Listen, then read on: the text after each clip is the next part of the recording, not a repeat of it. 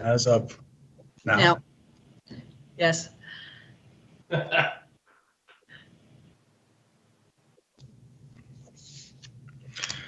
Well, thank you and welcome everybody to the Town of Sackville Council meeting on Monday, August 10th. Virtual session once again with the pandemic still around us.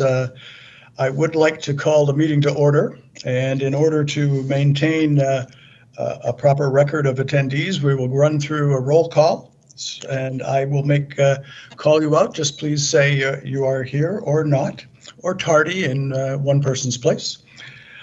Laurie Bickford. I am here, Your Worship. Thank you. Ron Kelly Spurls. Your Worship, Mr. Kelly Spurls is on vacation this week, so he won't be attending. Okay, thank you. Todd Cole. I'm here, Your Worship. Thank you. Matt Pride. I'm here, Your Worship. Thank you. Deputy Fire Chief Mike Green.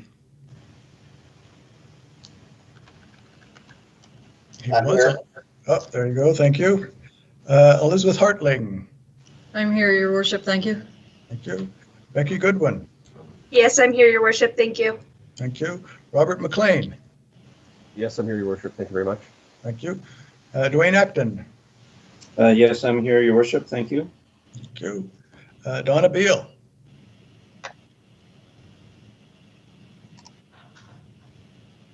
You must still be muted, Donna.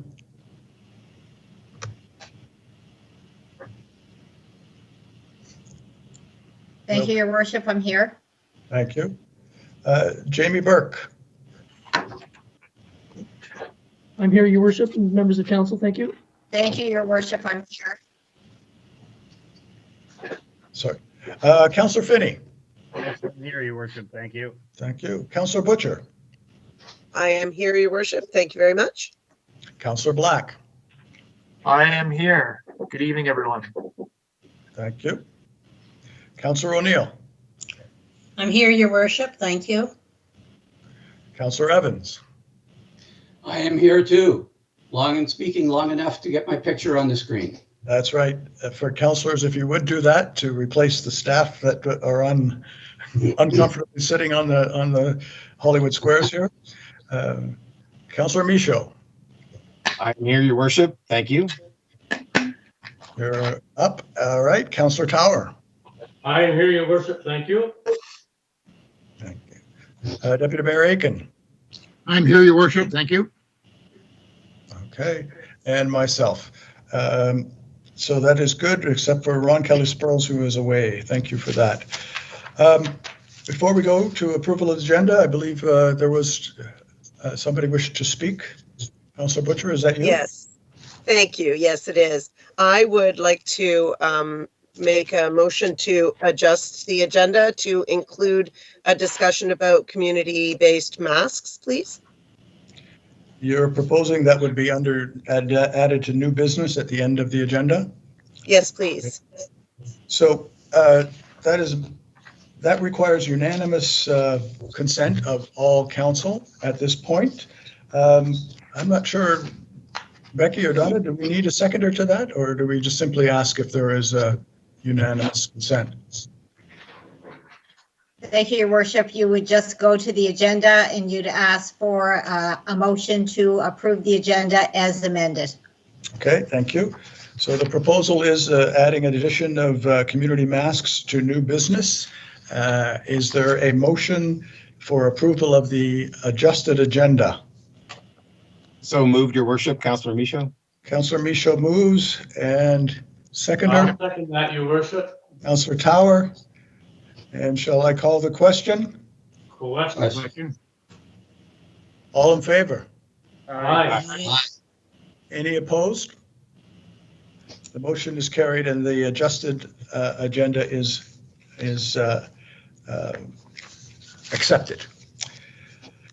Is there any disclosures of interest on any of the topics? Your Worship, Councillor Michaud here. Thank you. Go ahead. Thank you, Worship. I just wanted to disclose interest. I just want to kind of go back to December when I disclosed interest in regards to my wife's business. as part of the BIA. We're going to be discussing the BIA this evening. I did do some follow-up with a legal advisor, and they've basically provided some direction in regards to this. I've had to fill out another disclosure of interest form, identifying the actual business. Anyway, they've provided some rulings in regards, or their thoughts in regards to exceptions. At this point in time, I don't have a conflict. However, it is required that I declare a potential conflict. So that's why the disclosure. So that's what I'm doing here, is just disclosing that as we will be discussing an appointment to the BIA board this evening. Thank you, Councillor Michaud. I appreciate your follow-up on that and clarity. And as you say, you adjusted your conflict of interest declaration, so you're all up to date, and we appreciate that. And thanks for doing it in advance of that tonight. So, any other disclosures or to make? Okay. We move then on to minutes. Council meeting July 13th on page 3 of your package. Councillor Evans, I move that we adopt the meetings of the regular council meeting of July 13th as circulated. Moved by Councillor Evans. Is there a seconder? Deputy Mayor, I'll second that. Thank you. Deputy Mayor seconds. Question? Question. All those in favor? Aye. Opposed? Motion is carried. Special meeting of council August 4th on page 10 of your package.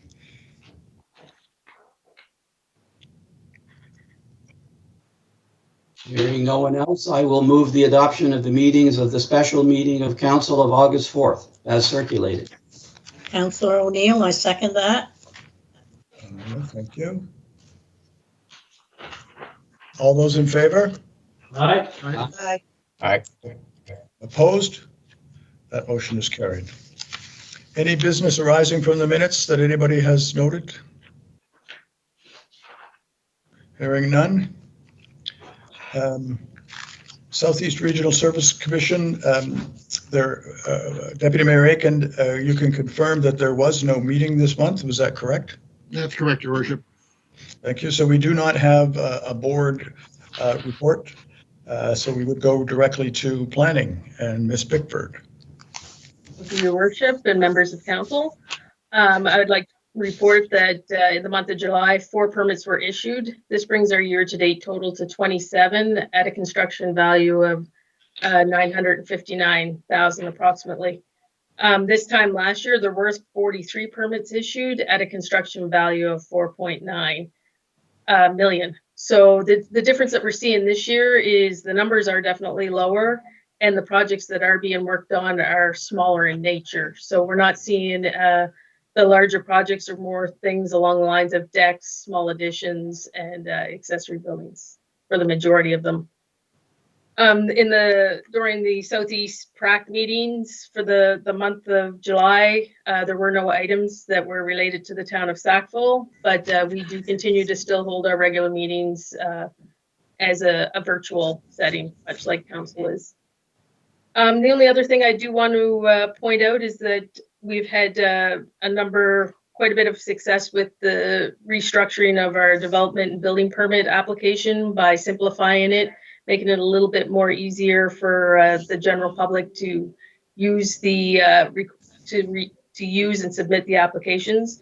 So we've taken the initiative to continue on to simplify all of the applications and really review them to make sure that we are having simpler and user-friendly applications to work with, as well as moving towards that trend of making them interactive for the ease of public submitting applications. So that concludes my report for tonight. Turn it back to you. Are there any questions on the report from planning? A couple of people with their mics on, if they're not speaking, try to turn those off. But making a call for any questions on the planning report at this point. Ms. Bickford, there was a question I thought someone raised with me about inspections. Is there an issue with inspections, or have you addressed that, or has the Planning Commission addressed that? You know, although Sackville's numbers are not as high, we are seeing a lot of development in other areas of the Southeast region. So our numbers are higher than average everywhere else. So that's causing some strain on some of the levels of inspection. Certainly, we have been looking at better ways to make sure that we are keeping up with people getting the inspections in a timely manner, and better communication throughout between our development officers and our inspectors to avoid some of those well, I wouldn't say unnecessary delays, but delays in people and trying to keep things moving as efficiently as possible. Good, thank you. Hearing no other questions on the planning report, we can move on. And this is the mayor's report, which I would start with a personal comment. I just want to note, as all of us know, and many who are online may not, Mike Beale's mother passed away, and her announcement of that was in online today. And we just want Mike, who, by the way, came in to ensure that the technical portion of this was in good hands before we started. And that's the kind of person he is at this time of his life. He can take that time to think about others. So we just wish the best to Mike, and our deepest sympathy to him. And we look forward to him being able to return soon. On the mayor's report, once again, extraordinary amounts of media coverage for the town. Somewhere between 12 or 15 contacts in the last 30 days. Really busy, recognizing how much is going on here and what we're doing and how we're doing it being quite different. We've got a lot of the larger groups interested in what's going on. Moments ago, before I came in, I had another interview with the Globe and Mail, which was about the relationship between the town and the university and how they were working together to create this health bubble, which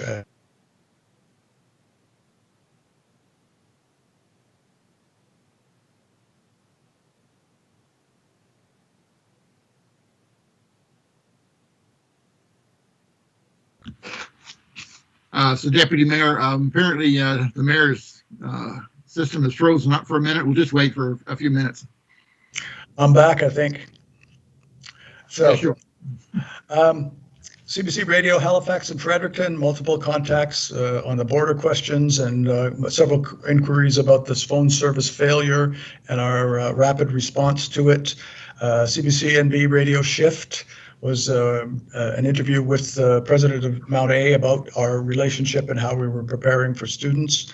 CBC News Fredericton, a couple of opening border questions, Mount A student plans, Times and Transcript, Global News, CTV News, all wanting similar questions about the border. What are the opportunities for it? What are the difficulties?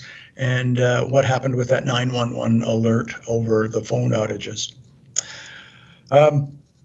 The Globe today was also asked about our hospital and where that stands in a larger fight. We had that conversation a couple of months ago with him, and he hadn't forgotten about that. So really extraordinary coverage in a variety of medias, from national to local and radio, online, it's in print, et cetera. It's just been quite a month, quite a last couple of months, quite frankly. A couple of things. I've been meeting with the president of Mount A plus the MASU president on a fairly regular basis as we develop this relationship over the COVID and student activities. Mayor Cogan, as you all know, we've met multiple times about the borders and had an opportunity to speak to the minister responsible for the borders in terms of public safety, as well as the chief of staff of the premier. And we established a bit of a email and back. Well, it's not back and forth. We continue to send forth issues we're hearing, but we're not getting feedback on them. Chantamar COVID Task Force, again, that was this afternoon. We're for an update as well, and that is basically chugging along. We're identifying some weaknesses in the system as it starts to go on into the third and fourth month of services, and working to make sure that those can be filled. Hospital Steering Committee met again on July 16th. We assigned a few tasks. We did some media coverage updates, and we had a couple of the citizens created their web update. As you may recall, we tried to do media based upon engaged citizens of the steering committee deciding on what those topics are, and they did another update after that meeting. Climate Roundtable, you saw and heard about that last week. We've had a couple of updates on that structure presentation and some comments on the RFP for public art. And Schools 2020 AGM invited me to be a guest speaker, which I attended with pleasure. Other things, I did write to mayors of towns with universities on how they were planning, what roles they had with student returns in their universities. Got very poor responses, quite frankly. We did have a rural mayor's call, and I'm going to ask the deputy mayor to speak about that and follow up on that in a second. Did a video to welcome alumni for Mount Allison, and also did another video welcoming students to the town. We did meet with Sappy Fest, the CAO and myself, about their presentations.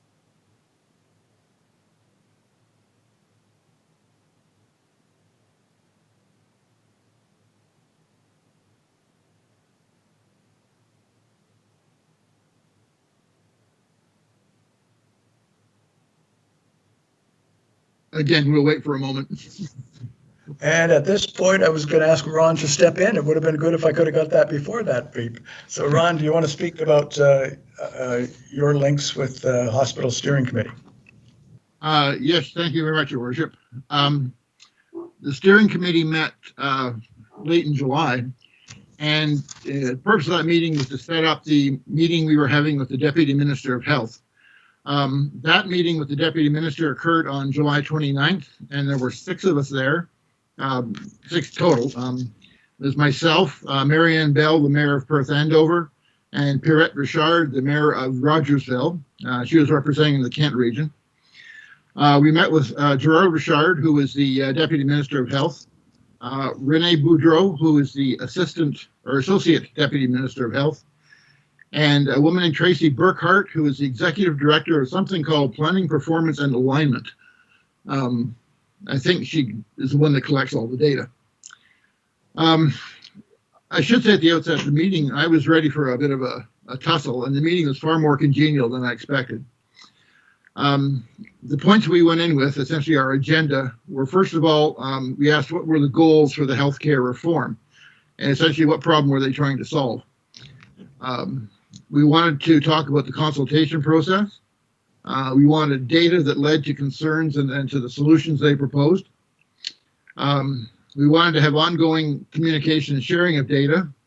Our 5th point was the healthcare workers, all levels, should be free to comment on the system without any fear of repercussion. And finally, our last point was the First Nations should be involved in all the consultations.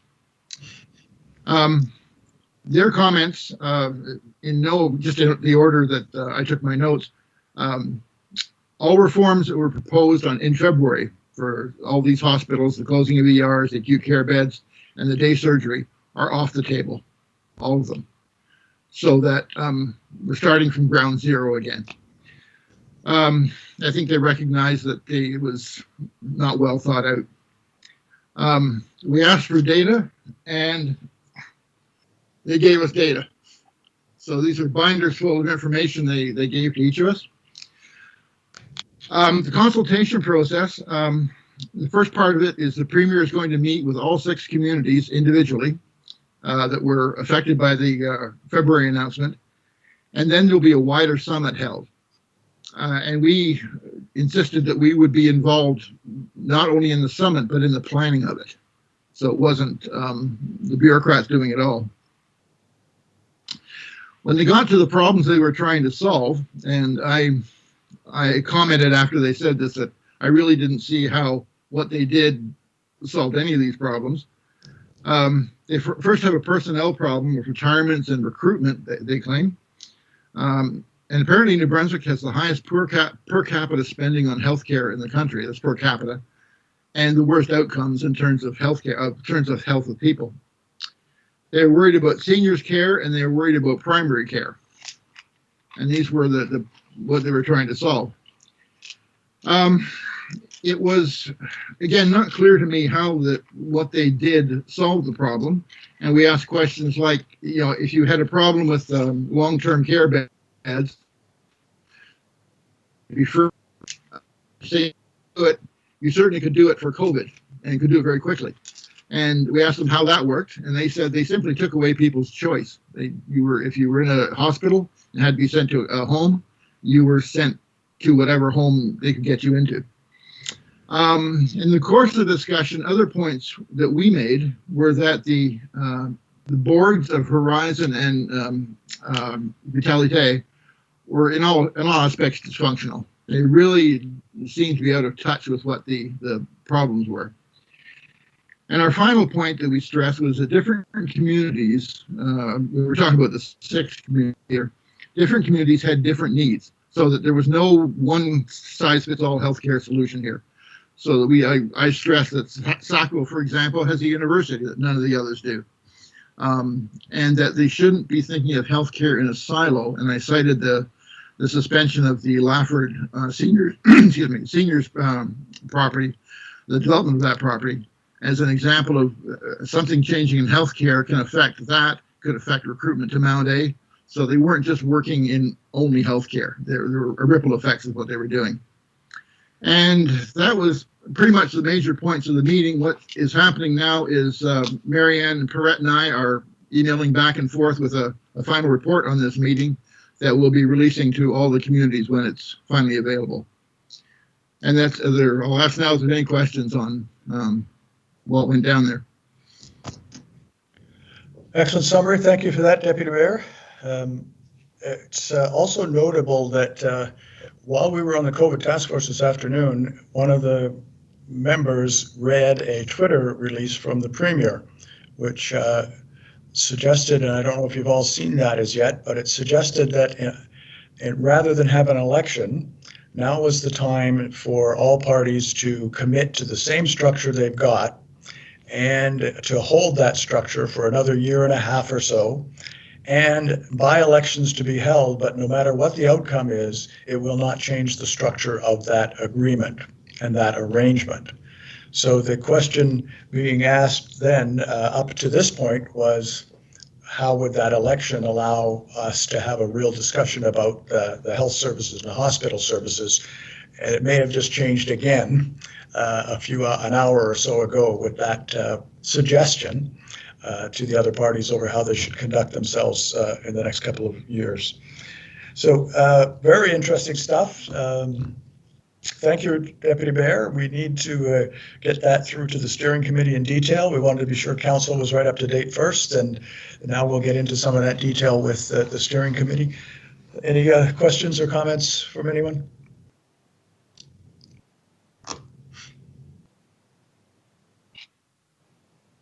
Councillor Evans, please. Yeah, first of all, I want to commend the Deputy Mayor for his report. It sounds not only was it a good report, but he reported on doing a good job. So I'm delighted to hear that. I do have a question for the Mayor, and it's only parenthetically related to the hospital stuff. When you talked about elections, the provincial election is not was he talking about municipal elections? Or is he talking about provincial election? And if I think it was provincial election, was anything said about municipal elections? We're all playing extra innings here. Not to what was relayed to me, and I only got a written part just a few minutes ago, but I couldn't read it in time before this meeting. But the by-elections were the local seats of the provincial government that have to be held this fall. That's what he was referring to, at least when it was read out to me. So it was about provincial elections and continuing the cooperative approach and making sure that that's fireproof from whatever the results of the by-elections for those remaining 3 seats would be. Okay. Thanks. Any other comments or questions on the mayor's report, which was mostly highlighted by the deputy mayor's report? No? Okay. We move then to the CAO report. Mr. Burke, please. Thank you, Worship and members of council. So despite the provincial emergency order ongoing, it's still, we're firing on all cylinders here in a variety of departments. I think that's evident in the various departmental reports that are attached to the package tonight. So I guess for me personally, I've been working largely kind of hand in hand here with Mount Allison on kind of preparing for the arrival of the students.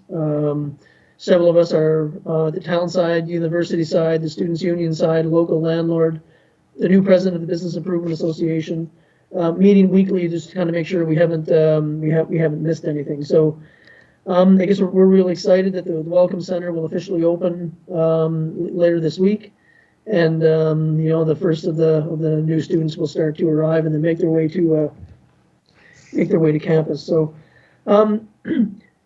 Also, I guess just to go through some of the items noted in the report, I won't touch on all of them, but I'm certainly happy to take any questions. But just a few worth noting that I'm really pleased that we have the new 2021 budget schedule out. As you know, the province is asking for municipal information a little earlier this year, which is good. So we've got some revised dates, and that's now been shared publicly. So that's our first step, I guess, to setting a 2021 budget, which seems like yesterday we were talking about our 2020 budget. So time sure does fly. We also completed the recent survey and follow up to the June 22nd meeting, where council gave us some direction that to survey the local business community to find out what the specific needs were. So that survey has now closed. We had, I think, a little over 45 responses, which is great. And now I guess we're going to take that information, analyze it, and we're going to be meeting with the Business Improvement Association to kind of come up with a game plan before we do much of anything else. So that's exciting. I really want to thank the business community for their cooperation and attention to this item and giving us their support. So a few other items on the tourism side of things. Renewed interest in Destination Southeast, which aligns well with the province's tourism strategy, so that's great. Lots of initiatives happening at the provincial level and with Destination Southeast to help the local business community, and really pleased to see our new outdoor piano finally making its way down to the corner of Bridge Street. I've had lots of positive comments come in about the piano, and I myself have heard, I haven't played personally, but I've heard lots of people playing, so we hope that interest continues. Lots of, I think you just have to look at the recreation engineering, lots of innovative recreation program happening. Concerts in the park are back, looking to get the cornboil back in order. And I guess lastly, on the recreational side, really pleased to see some ongoing commitments to volunteerism in the community, with people agreeing to step up and help serve on our Sports Wall of Fame board. And then just lastly, I guess to finish on the work with Mount A, we formally released, I guess, the Mount A Sackville bubble late last week. So pleased to have that rolling out, and we kind of had some fun with it. His Worship and the president of Mount Allison, the president of the Students Union, did a bit of a photo op today at the Civic Center in advance of the invited media coming in on Thursday. So that's all exciting. And then lastly, just picking away at capital projects. You've heard Mike remind us from time to time that we can't leave them all till the last minute. They need to get done in the calendar year. We can't do them all at the same time, obviously. So each and every month you have a few kind of picking away at the agenda. And tonight it's Cattail Ridge, the new extrication tools for the fire department, and the new piece of public art. So, Your Worship, that would be it for me. I'd be happy to take any questions on any of the items listed. Any questions from council on the CAO's report? Hearing none. Thank you, Mr. Burke. We will move then into finance and admin. Michael Tower, are you taking this? I am, Your Worship, thank you. I'll start with the bills and payroll. The information is on pages 18 and 19. And before I make any motion on it, I'll ask Elizabeth Hartling from Finance if there are any notes on those figures.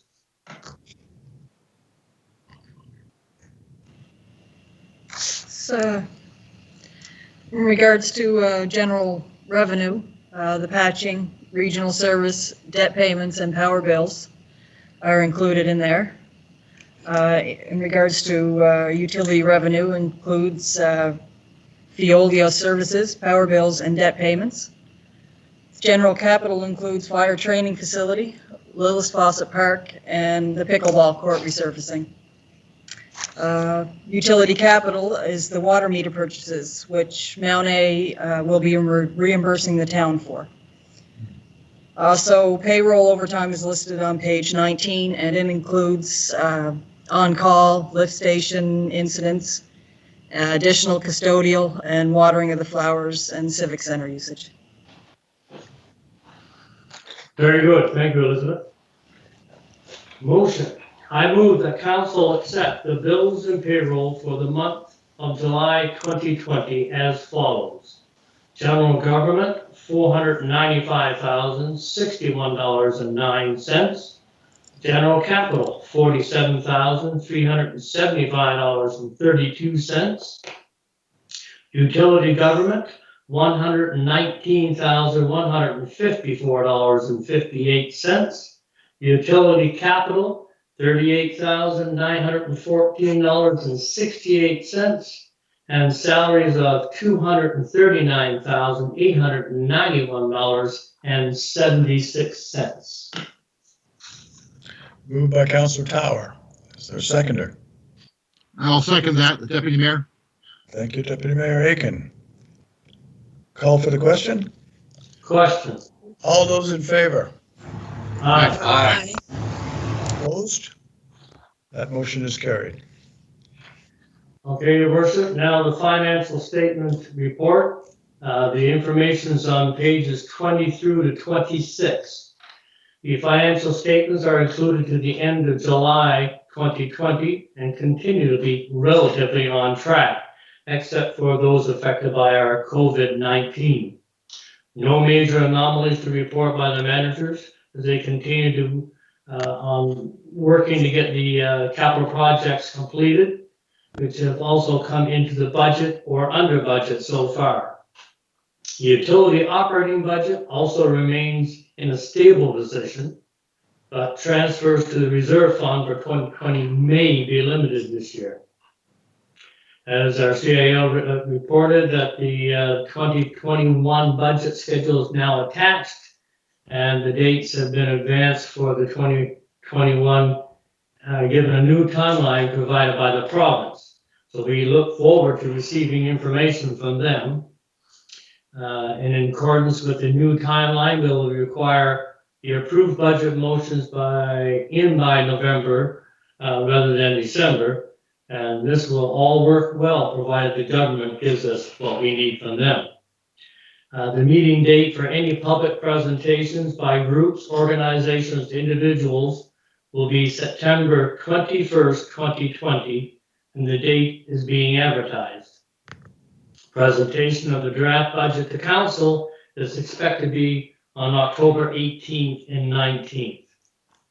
Water bills for the period of April to June went out on July 20th with the due date and seniors discount date of August 19th, 2020. Motions as the CAO had talked about that are involved with finance but are not financial ones, of course, is the service legal agreement with the RCMP and the CPO, and also the up and coming UMB conference that would call on the province to include UMB to participate in deciding the fundings to be allocated. Dog tags. The due date is July 31st. We will now proceed with the review of who got the tags in 2020 and those who did not compared to prior years and begin to contact them. There will be a $20 late fee associated with the registration, and a proof of rabies will be required at the time of registration. And that is the financial part of the report, Your Worship. No motion to go with those. Any questions on the report?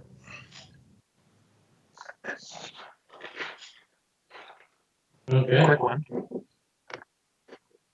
Sorry. I just wondered, oh, sorry. Go ahead. I just wondered in years past, I know with COVID, it's kind of throws things up in the air, but in years past, we usually have as council and staff, we have a meeting where we sort of look at just budget planning and look at some things that we might want to bring forward in the budget, or at least get staff to look at within the first draft of the budget. And I don't see that in the budget planning. So, and I know like we're in August and we're pushed back a month, so September's coming quickly, but was there any consideration for that at all? Mr. Burke, would you be able to respond to that? Yeah, thank you, Your Worship. Thank you, Councillor Block. Yes, absolutely. We're going to continue to do the kind of the working meeting that we've had over the past. I guess one of the changes that we are looking to do this year is have that kind of a working session after the public presentations are done. You may recall last year we had a great session, and then we went into the public presentations, and we then had a great suggestion from the local group looking to move forward with the pickleball courts.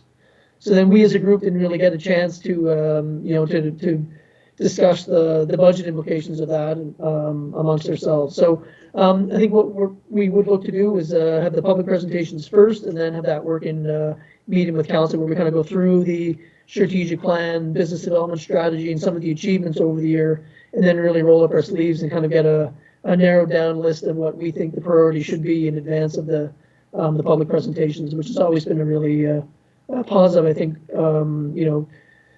exercise for us all to do. So certainly the intention is to continue that, albeit this year it may be a little different platform, of course, as we're meeting tonight. Okay, great. That sounds great. Thank you. Any further questions on the report? Hearing none, and you have no motion. No, the bylaws enforcement report is on page 27, and that's the one for July. And we are continuing to put heavy focus on illegal parking, especially on Willow Lane, as the new signage has been installed in that area. And as strange as it is, I went by there this afternoon. Oh, actually, it was late this morning, and we had a cab that was parked on the curb, just in the illegal parking zone. So I was sort of wishing the bylaws officer might have been out and about, just to try to let them know that you may be waiting to pick someone up or drop someone off, but find another place to park. But the rest of the report is on page 27. And the animal control statistics for June are on page 28. There's one major note to talk about, and is that they've had 4 calls with animals being left in cars. So with this extreme weather, we hope that people have a bit more sense in the future to pay attention to their animals and treat them properly, not in the car. And that is that report, Your Worship. Thank you, Councillor Tower. Councillor Michaud. Thank you, Your Worship. I just have a question, I guess, underneath the bylaw, and I was just looking at the violations, I guess, in regards to comparison year over year, 242 in July of 2019 and 80 in July of 2020. And I'm sure that we haven't become that great of citizens and not breaking parking bylaws, but I'm wondering if the reasoning behind kind of low numbers is due to the fact of having less resources in the department for the summer with the students. And if that's the case, have we considered, or did we consider at any point in time that maybe trying to fill these positions or some positions part-time without students, I guess? Mr. Burke. Thank you, Your Worship. Thank you, Councillor Michaud. I guess one of the things that we've done kind of throughout the pandemic is we've really looked at, what the priorities are from a bylaw enforcement officer position. And to be honest, we haven't really been out there enforcing the 2-hour parking. We have done some positive messaging where we've reminded people that they are over the time limit. Mr. Springer is keeping track of plate numbers, so if we have repeat offenders, they will receive a fine. But generally, I guess we looked at it in terms of the people that are visiting downtown, especially now. We are being a little more lenient than we certainly have been in the past, and that would speak for the number of why those numbers are down in 2020 compared to 2019 for sure. Just to follow up, if I could, to that, I've had a couple people mention about some just small vandalism taking place in the waterfowl park, and I know that the student officers and our bylaw officer would patrol that fairly frequently in the summer, and I'm just kind of wondering if, again, the lack of personnel has affected our abilities to kind of patrol that area. And thank you, Councillor Michaud. I think when you're down in in numbers and bodies, it certainly stretches the resources. I know Mr. Springer and our summer student are doing frequent patrols through our parks. In addition, I guess in terms of previous years, where we know numbers are also down at the Visitor Information Center, we also have been asking our summer students to just get out in the park and interact with people, which and serve more as ambassadors as opposed to tour guides, as one example. So we'll keep an eye on it. And again, if there's any reports of vandalism, please let our parks department know. And if it's signs that need to be replaced or touched up, we'll do that. And if it's something more serious, we'll certainly undertake action with the RCMP. Great, thank you very much. Councillor Evans.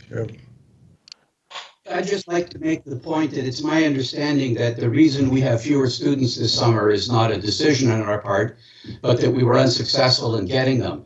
And one of the reasons, or one of the attractions of hiring students, is I believe we are eligible for some sort of federal or provincial government funding to hire them, so that we're able to get students quite inexpensively when we can get them. And so we were unsuccessful. I think if we were to try to hire people other than students, it would cost us a lot more money. And I just wanted to introduce that point. Thank you. Mr. Burke, you wish to comment on that? Just thanks, Councillor Evans. It is a good point, and I should have raised that in responding to Councillor Michaud's question. We have an ongoing arrangement with Oldham College, and we've had great success in the past about locating students. They get valuable work experience, of course, as they're pursuing their studies, which they get credit for. This year, unfortunately, maybe it's because of the federal subsidy for students, but we've had an extremely difficult time to find students. So this is the first year, certainly in my time here at the town, where we don't have any Oldham College students. We actually hired another summer student to fill that position. So we had to do something a little creative. We thought one was better than none, and again, we are continuing to monitor it. So I would encourage all councillors, if you're hearing complaints from citizens on vandalism, etc., please let us know, and we'll undertake the necessary investigation and repairs. Councillor Evans, your hand is still up, or is that new? Okay. Okay, no other questions on the finance and admin? And there is no motion, Councillor Tower, that's correct, right? That is correct, Your Worship. And so we will move to tourism business development, and I think that might be you again? It is, Your Worship, yes. The report is on page 29 and 30. For the month of July, the Visitors Information Center had 252 people come in for travel counseling. And that was compared to 1,188 for the same time last year, or about 21% of that number. Mind you, with the issue we have, people trying to get across the border, if it takes them an hour and a half or two to get across the border, they probably want to keep on moving while they can. But then many other situations. We're also pleased that the student mobile unit from Tourism Brunswick visited the town on July 10th to promote Sackville throughout provincial tourism platforms. We hosted the popular mountain-based blogger Audrey Favre with Arpengia Leacham in town for the weekend, and pardon my lack of good communication on that wording. But we hosted her. She was in on July 18th. She did a feature on Sackville and what there is to do while you're here visiting. So that's another form of advertising for us. Promotions are always good. Our promotional videos of When Time is Right and Consider Sackville, New Brunswick, and Welcome Back to Sackville, New Brunswick had over 83,000 views so far combined. A third video promoting us as the center of the Maritimes, or the happy heart of the Maritimes, will be coming soon. The town marketing plan was presented for consideration on July 6th, which council at our July 6th special council meeting, and a motion for its adoption is being brought forward at this meeting. The town public piano, as our CAO talked about, is in place and looks rather nice. And our local artist, Izzy Francolini, did all the great artwork on it. And yes, it is driving some interest for sure. There's a fair amount on Facebook on top of that again. We are pleased to be able to present the first Sackville business passport. And I think this is a fabulous idea. If it worked for the breweries of Nova Scotia, I'm sure it can definitely work for this town. 23 local businesses have agreed to participate in the program, which will see passports distributed to Mont and students, as well as interested visitors and residents. People getting 10 stamps by spending $10 or more at local businesses will receive a t-shirt from the town and also be entered in a draw for $1,000 of local shopping. After much consideration, we have decided to join Destination Southeast Cultural Coast for the remainder of 2020. The Department of Tourism, Heritage, and Culture is working closely with them, and given that our regional destination marketing organization is on hold as a result of the pandemic, we have decided to join them. It makes good sense. The fee will fall within the approved budget line for the Regional Tourism Association. As our CAO mentioned, our business needs survey, which was rather nice indeed, and we had such a broad spectrum of people that took part in it, everything from restaurants, bars, local accommodations, music festivals, banking, seasonal celebration, parks, Canada, retail, real estate, construction, sales, grocery, arts and culture, tap rooms. It's just so much that we should get good information out of there, and I look forward to hearing that report. Okay, and we are also pleased to report on July 15th, Main Street Redevelopment, the BIA Association held their annual general meeting. A new board of directors was elected, and Anthony and Madalena from Bagtown Brewery is the new president. We'd like to congratulate them on their activity and look forward to working with them. The board is also requesting, as per subsection 5.3 of the Business Improvement Areas Act, that the town appoint a representative to their board. Therefore, council will be making that appointment tonight. And I have one motion besides that, but that is a report, except for one note that in the council package, it states that with the reemergence of the BIA Association of Main Street, the COVID-19 Task Force Group on Economic and Business Impact has been disbanded, And that was just an error in understanding what was actually said when they were trying to communicate something else. Jamie, you'd like to talk on that, or? Yeah, Your Worship, if that's okay, I'll provide just a little bit of commentary on that point that Councillor Tower raised. Please. Thank you, Your Worship, and thank you, Councillor Tower. Yeah, I guess I had a conversation, as most of you probably know, Michael Fox and Gwen Zwicker are the two leads on that subgroup, and Councillor Michaud is one of the representatives on that as well. And in a conversation I had with Michael about the, I guess, direction and lack of interest amongst, I guess, business owners to be involved in that, I thought they were taking a different direction and focusing instead on the BIA, the work being undertaken by the Chamber of Commerce of Greater Moncton to establish a Sackville chapter, our work with Mount Allison administration and kind of welcoming back the students. And then lastly was a youth initiative with Wendy Keats. So I misunderstood that. So it's a change in direction. So it's not disbanding the group. I know the group hasn't met for some weeks now, but they are continue to undertake work on some asset mapping, and their intern is still working away, Hugo. So again, just a correction to the report, as Councillor Tower noted. Thank you. Thanks for that clarity. Any questions on the report? Councillor Michaud, please. Thank you, Worship. I just want to say the initiative on the Sackville Business Passport, that is great.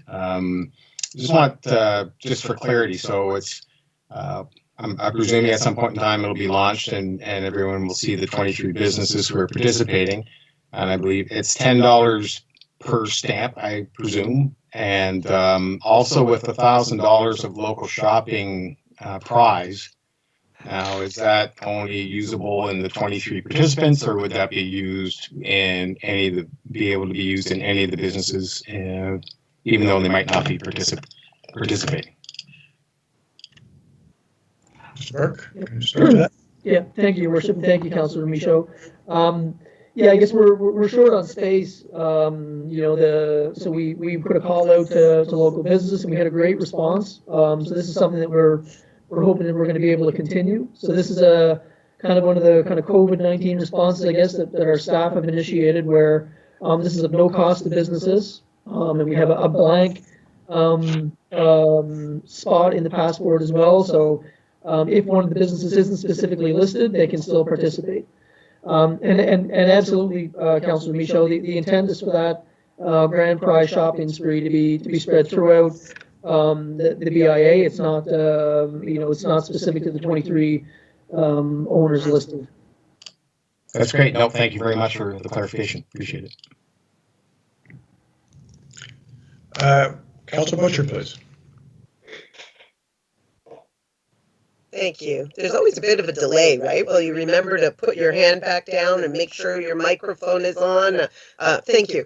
I'll try to be more prompt with that. My question is about the passport as well. I love this idea. I'm super excited about it. And in the package, it says it'll be given out to Mount A students and that it will be offered to visitors and also residents. So as a resident, I want to know how quickly can I get my passport and where can I get it?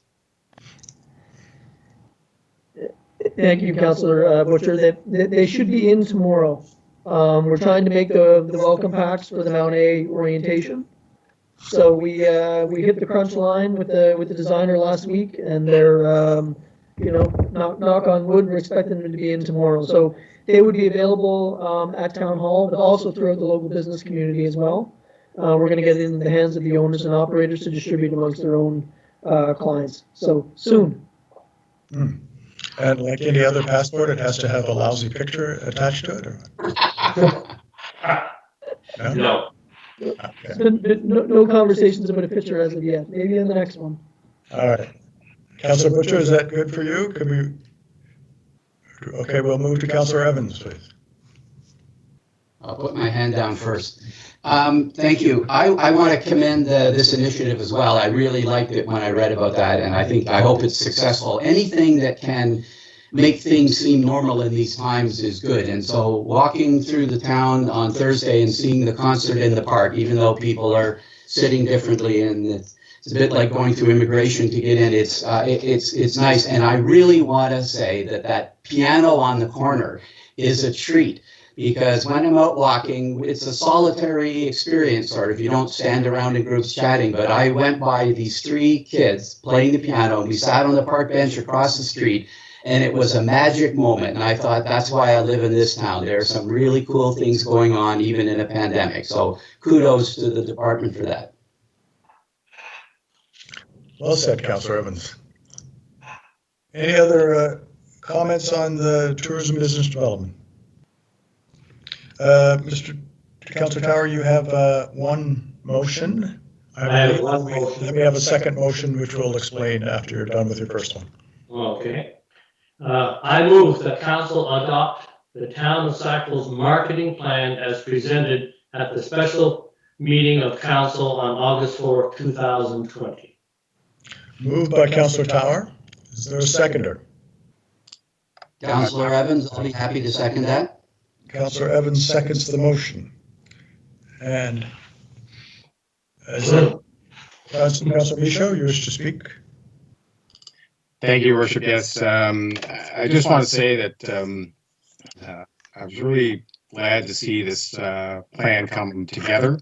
I found that it was very telling and also identified some key areas for improvement as well as to capitalize on.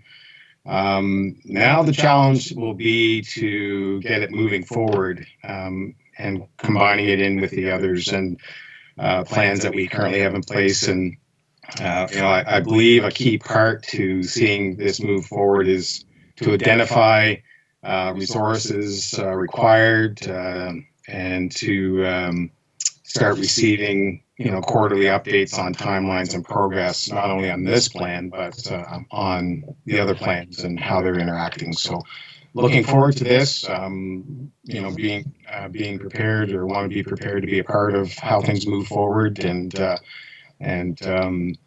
Yeah, let's make this work. I think it's some important information, and let's start tying this all together and bringing it all into one, because all these plans interact.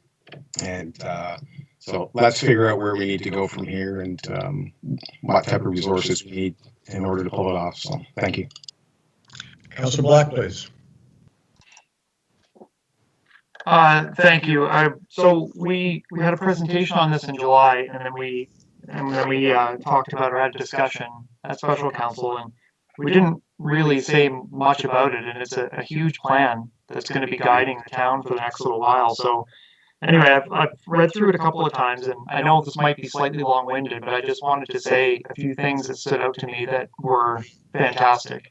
The threefold visitors guide with the map of downtown, stores and restaurants listed, I think is a wonderful idea. There's other towns that do this, and they do it really well. Oftentimes using local artists to kind of sketch out almost a cartoony looking vision of what the downtown looks like. The focus on developing Warren Street to expand the downtown area, I think, again, is awesome. The information pulled and compiled from the discovery report and the stakeholder interviews and then the World Cafe was impressive and guided the plan throughout, which I thought was really, really well done.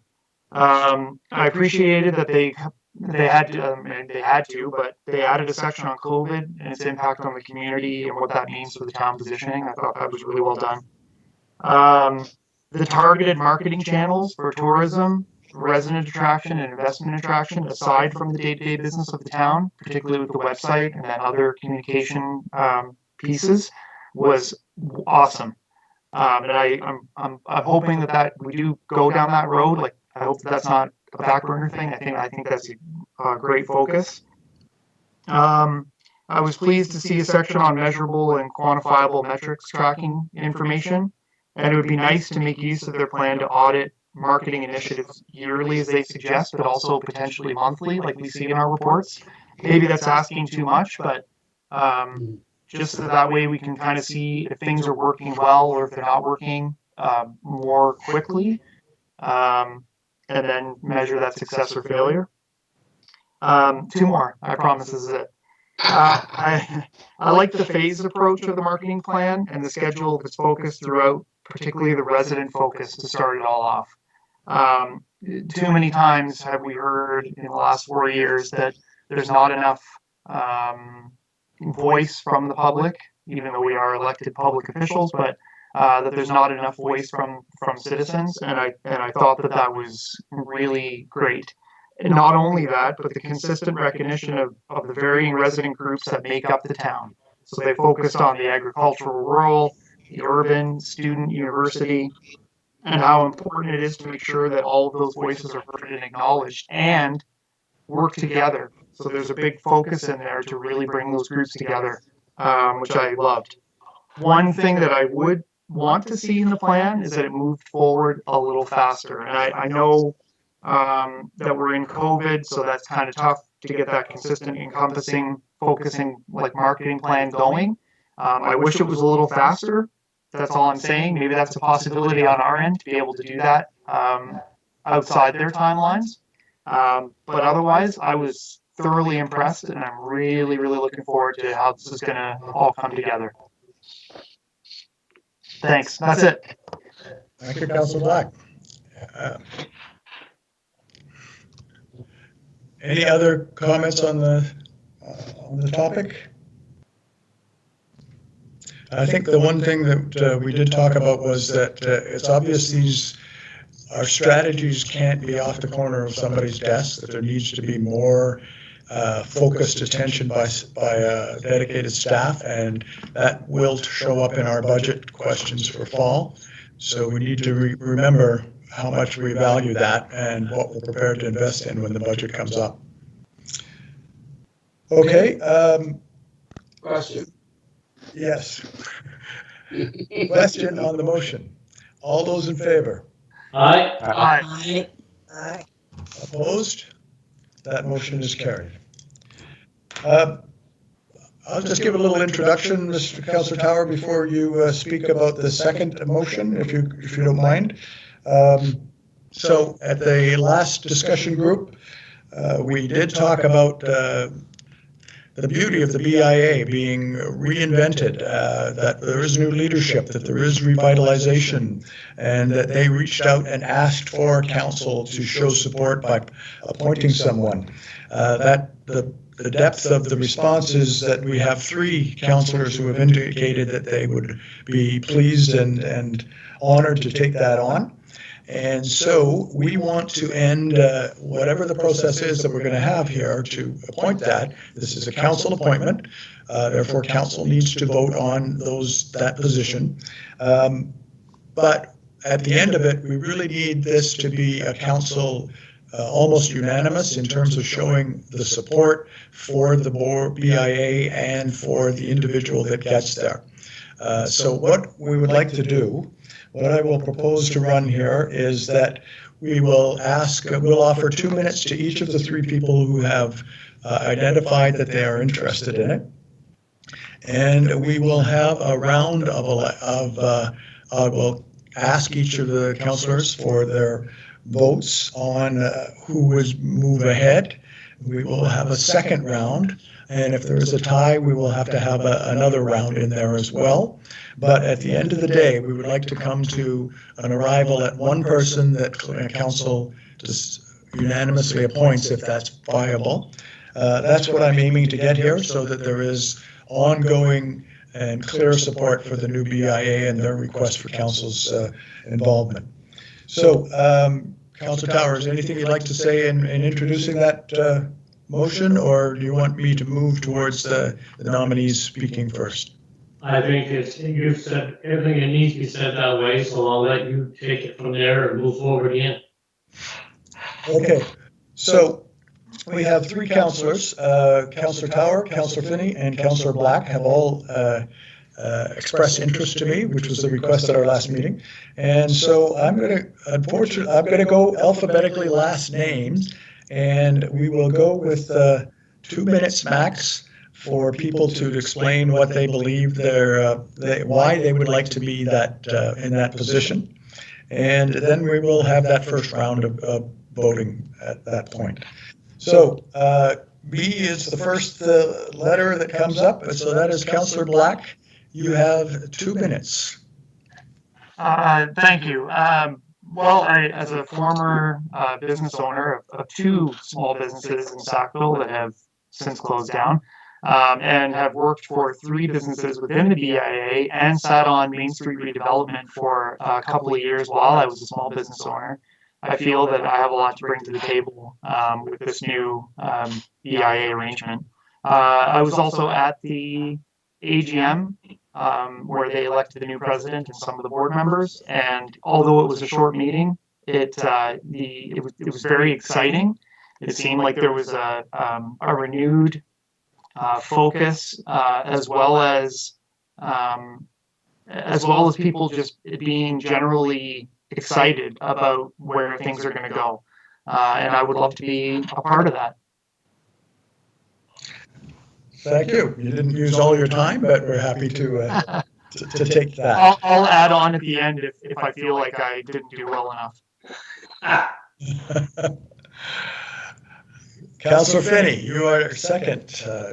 Please advise council why you believe you should be the nominee. Thank you, Your Worship. I guess it's because of the fact that I'd like to have the opportunity of using my marketing diploma, and also I've just about finished my commerce degree from Mount Allison University. Marketing is my major.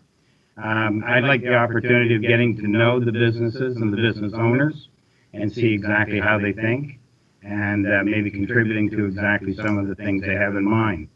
I think I have a great deal to offer to them, and I'd like the opportunity of working with these people. That's all. Again, you're well ahead of your time. Thank you for that. Man of small words. Thank you. And third, just 1 second, I've got you on stopwatch here, so Councillor Tower, please. Thank you, Your Worship. Well, I've served on the board before as a liaison, as Andrew Black has, and I've even been involved in many of their meetings leading up to where they are now. I couldn't make their annual meeting, but I've been involved with them at that point, sitting through discussions of where they wanted to go and what they're hoping to achieve. And where I haven't owned a business, but I have been working in the business world for 47 years. And I don't have any ties to any one business, so if you want to consider it a conflict of interest, I don't have it. My interest will be to help them move forward in the new direction they're hoping for. And I'm in tourism and business development. I think it's just a continuity that goes together, that business development and the BIA should work well together, and finance added on top. It sort of makes a full circle of how it all ties together. So that is the reason why. Thank you, Councillor Carr. So what I would ask council now, and I'm not sure how we're going to ensure that I may miss some of the votes, so please correct me when we do this, but we're going to go in the opposite direction for people to do the first round of voting. So who would like to advance?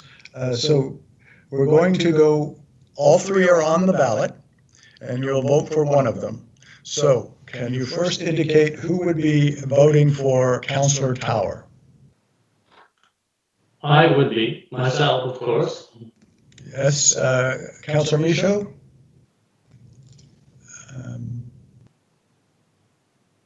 We're not all on the screen for me.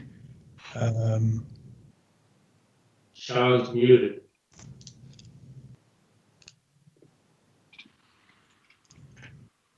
Is anybody wishing to vote that I can't see? Councillor O'Neill, are you on still there? I can't see. I'm here, Your Worship, and my camera's on. Okay, I just can't see you. Okay, so I have 2 votes for Councillor Tower at this point. Okay, so then item number 2 is Councillor Finney. Who was casting a vote for Councillor Finney? Councillor Finney, I presume I can count you as a vote? Yes, you can, Your Worship. Thank you.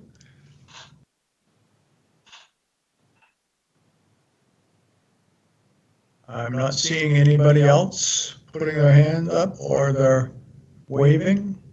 Okay, and so who is voting for Councillor Black in round 1, please?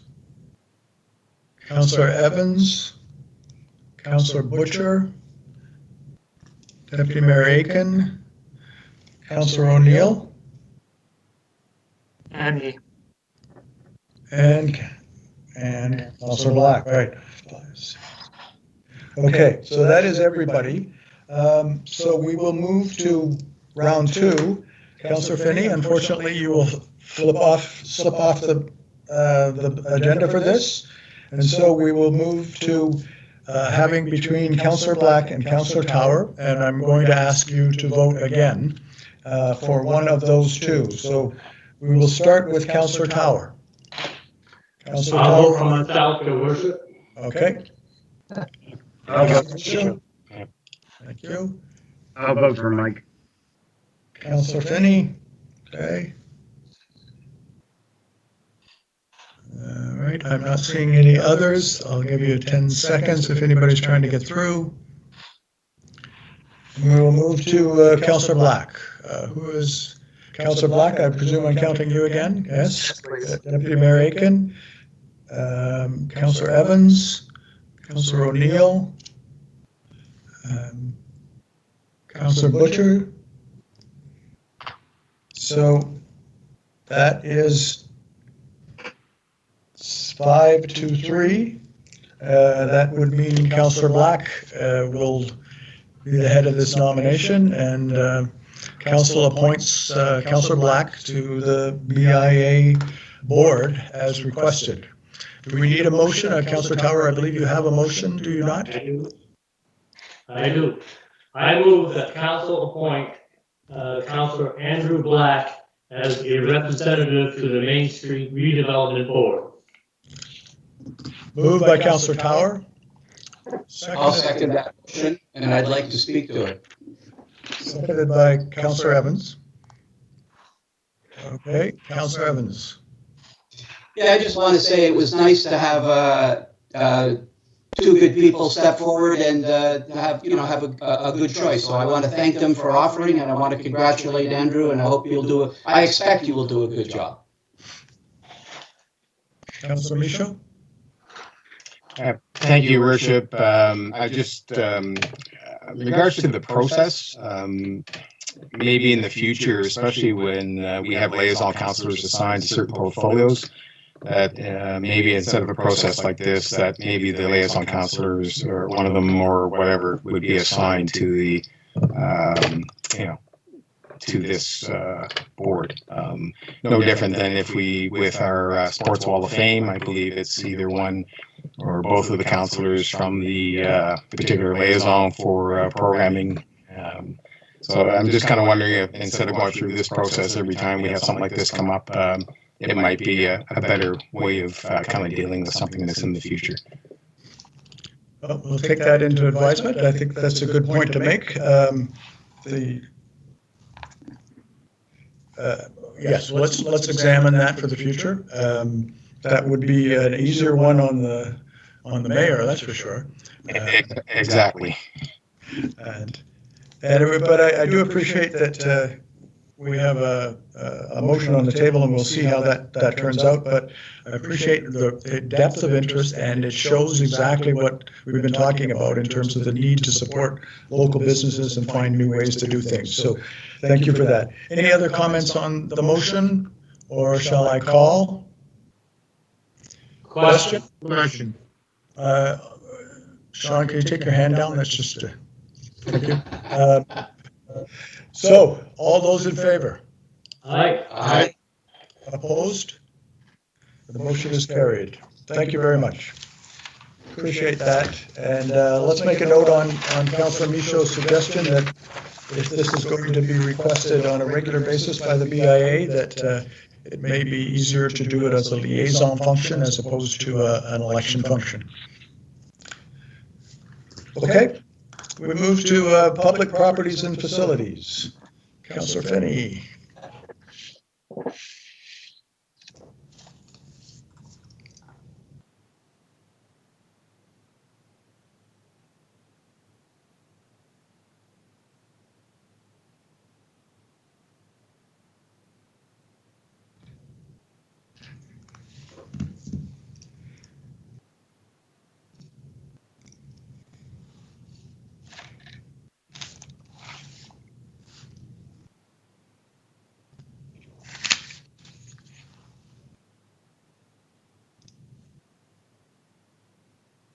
Councillor Finney, you're still muted.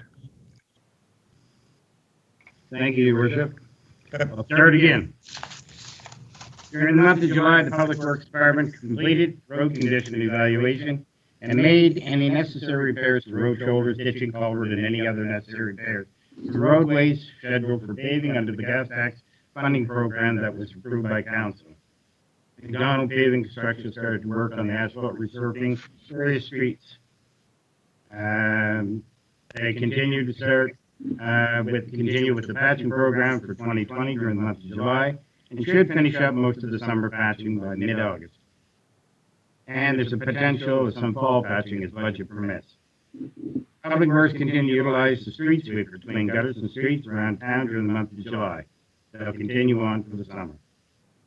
Public Works staff conducted the installation of several driveway culvert renewals and extensions that were required through town during the month of July. Public Works staff have finished up the majority of the line painting at this time. However, there is some additional painting that is required and will be completed as weather and time permits. The Public Works summer students continue to be busy with assisting regular staff on all Public Works projects. And of course, they're continuing to turn around hydrants, guardrails, lift station, and much more. The mechanics continue to do ongoing maintenance on all equipment and repair all breakdowns of equipment, as well as any of the fire and rescue vehicles that require servicing and repair. The utility department continued to complete ongoing maintenance to all of our 14 lift stations within the town, as well as conducting annual fire hydrant maintenance on many hydrants around town.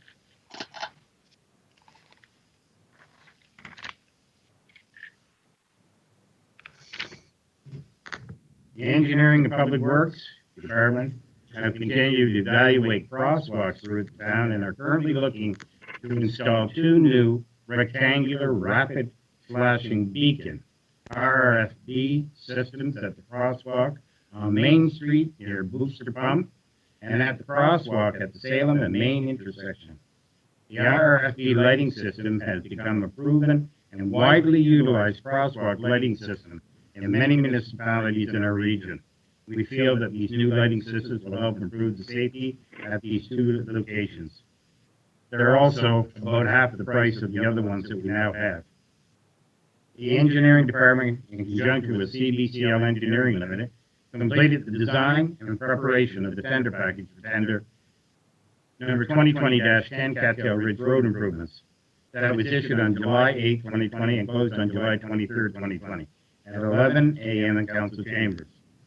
During the tender opening, 4 tender bids were received and presented to council during the August 4th success group meeting for the review and consideration. There will be a motion coming forward concerning this. The engineering department continued to work with Liberty Utilities, staff and town's legal counsel to review and develop the draft municipal operating agreement that was presented to council during the August 4th discussion group meeting. For their review and consideration, there will be a motion coming forward for that as well. The engineering department completed detailed evaluation and update to the 5-year designated highway plan during the month of July. The updated 5-year designated highway plan was presented to council for reviews and consideration during the August 4th discussion group meeting. There will also be a motion coming forward for that as well. The Tantamar Veterans Memorial Civic Center. The Civic Center hosted a blood donor clinic, a meeting for local businesses, and a board meeting for minor hockey. The Civic Center also will be the welcome center for all students going to Mount Ellison this season. The center will be open on August 14th and run until September 7th. Municipal parks. The COVID-19 signage in the waterfall park has been changed to a more permanent material. The messaging on the sign has not changed. It still indicates the direction to walk as well as signage stating no running or stopping on the boardwalks. Water samples are being taken at the Lillis Fawcett Park for water quality for swimming, and the testing will continue until the first week of September. Samples are taken weekly for E. coli and monthly for blue-green algae. So far, all the tests have come back with great results this year. The pickleballers have started resurfacing the courts at Bill Johnstone Park. 2 of the courts may be ready this week, and this project should be complete within the next couple of weeks.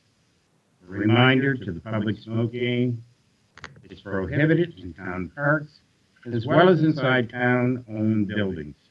There are smoke detectors in the washrooms in Bill Johnstone Activity Center that are sensitive enough to go off when lighting a cigarette, and the fire department will be responding, and RCMP investigating as necessary. Submitted by Dwayne Acton, the town engineer. A couple of motions as well, Your Worship. Are there any questions on the report?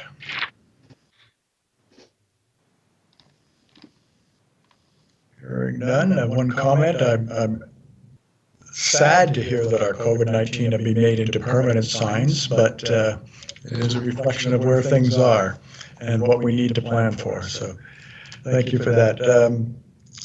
Okay, Councillor Finney, you have a series of motions. I do, Your Worship. I have 3. I move the council award tender number 2020-10, Cattail Ridge Road improvements to the lowest bidder being Bowser Construction Limited in the amount of $390,798.75, HST included. Moved by Councillor Finney. I'll second that, Your Worship. Councillor O'Neill? Councillor O'Neill seconds. Are there any comments? Councillor Michaud, please. Thank you, Worship.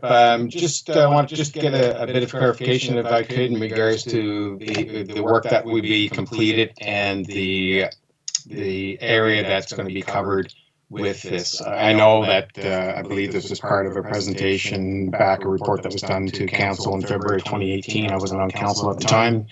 However, I just wanted to be aware of that section that was going to be covered and exactly what's all going to be improved. Can I ask Town Engineer, Mr. Acton, are you the person to ask for this? Thank you, Your Worship, and thank you, Councillor Michaud. Yeah, so basically the project entails some milling of existing asphalt, there'll be a bit of removal of existing curb and gutter because of the alignment. So there'll be new curb and gutter go on both sides from basically intersection of Ridge and Cattail Ridge up to Robson Avenue. And there will be obviously driveway definitions done at the Ultramar. And on the opposite side, on the south side, there will be behind the curb and gutter, there will be a new sidewalk that will be added there. And of course, whenever we put curb and gutter, there will be a new storm system that will be also included in the section we're doing the curb and gutter, and kind of redefining the entrance into Robson Avenue.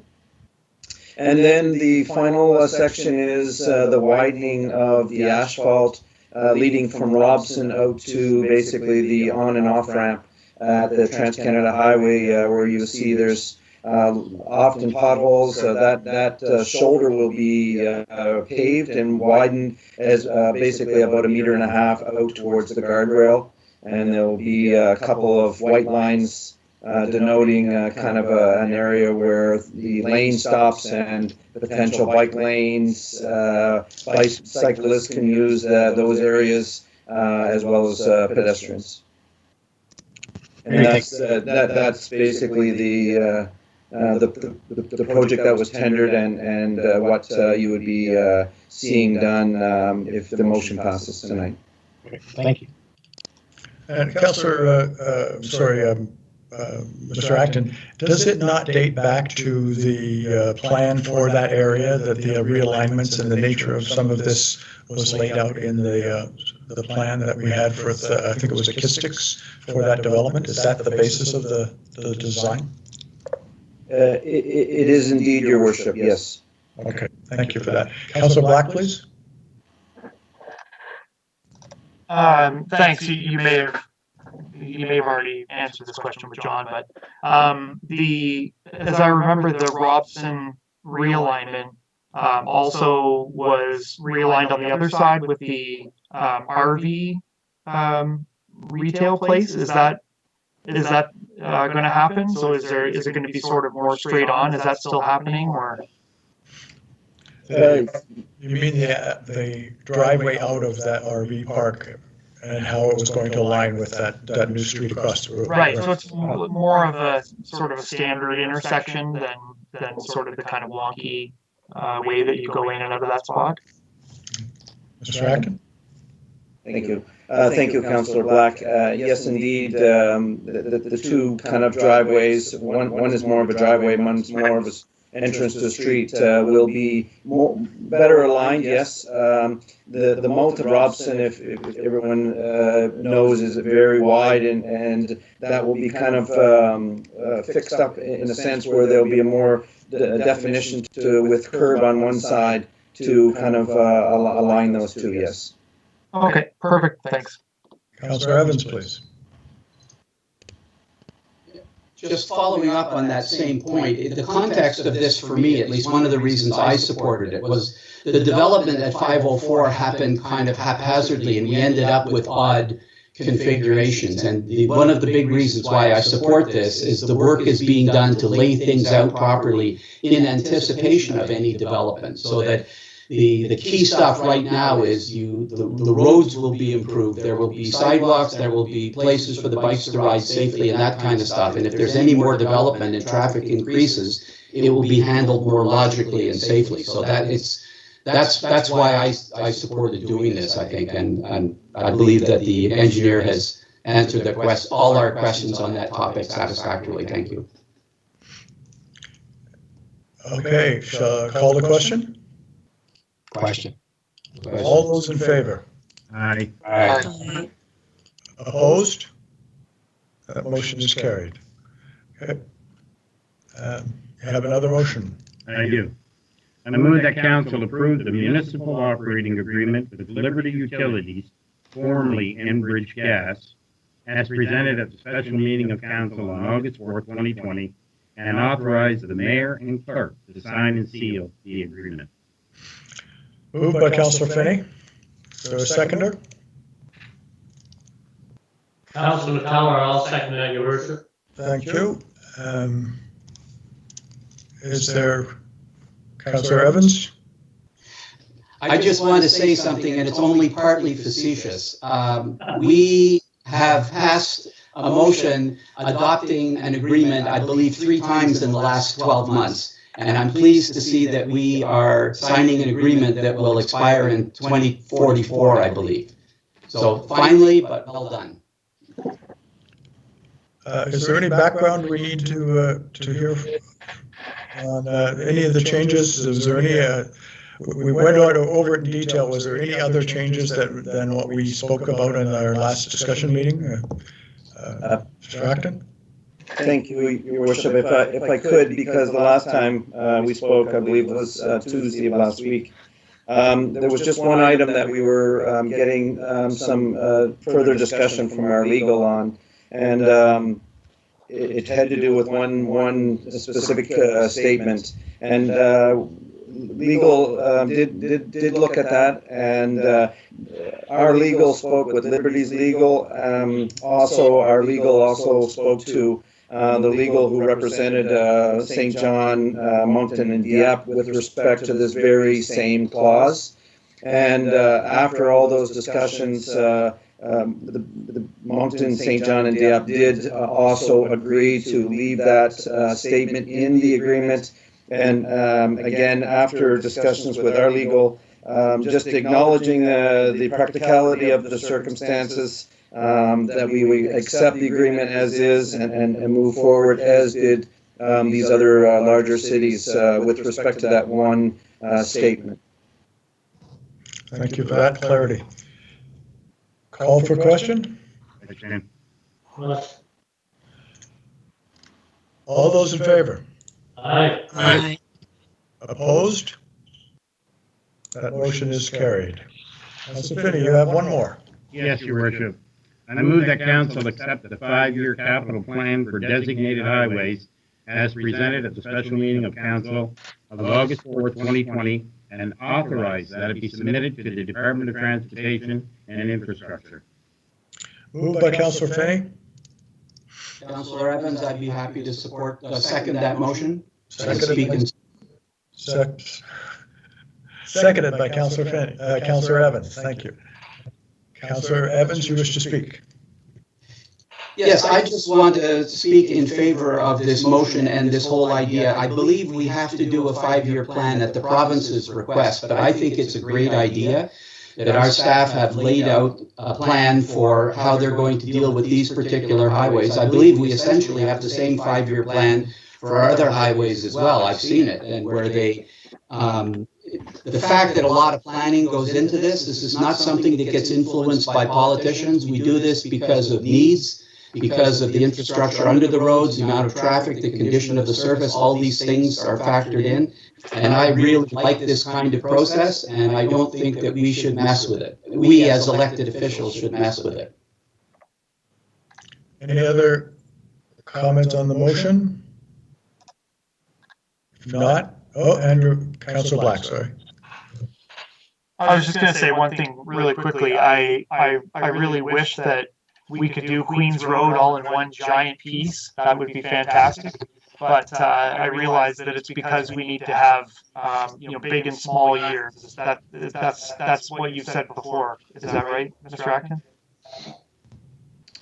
Thank you, Councillor Black. It is indeed, and I know the Treasurer and I wrestled over this one, because when you start adding those numbers all together, you get these huge, much larger numbers.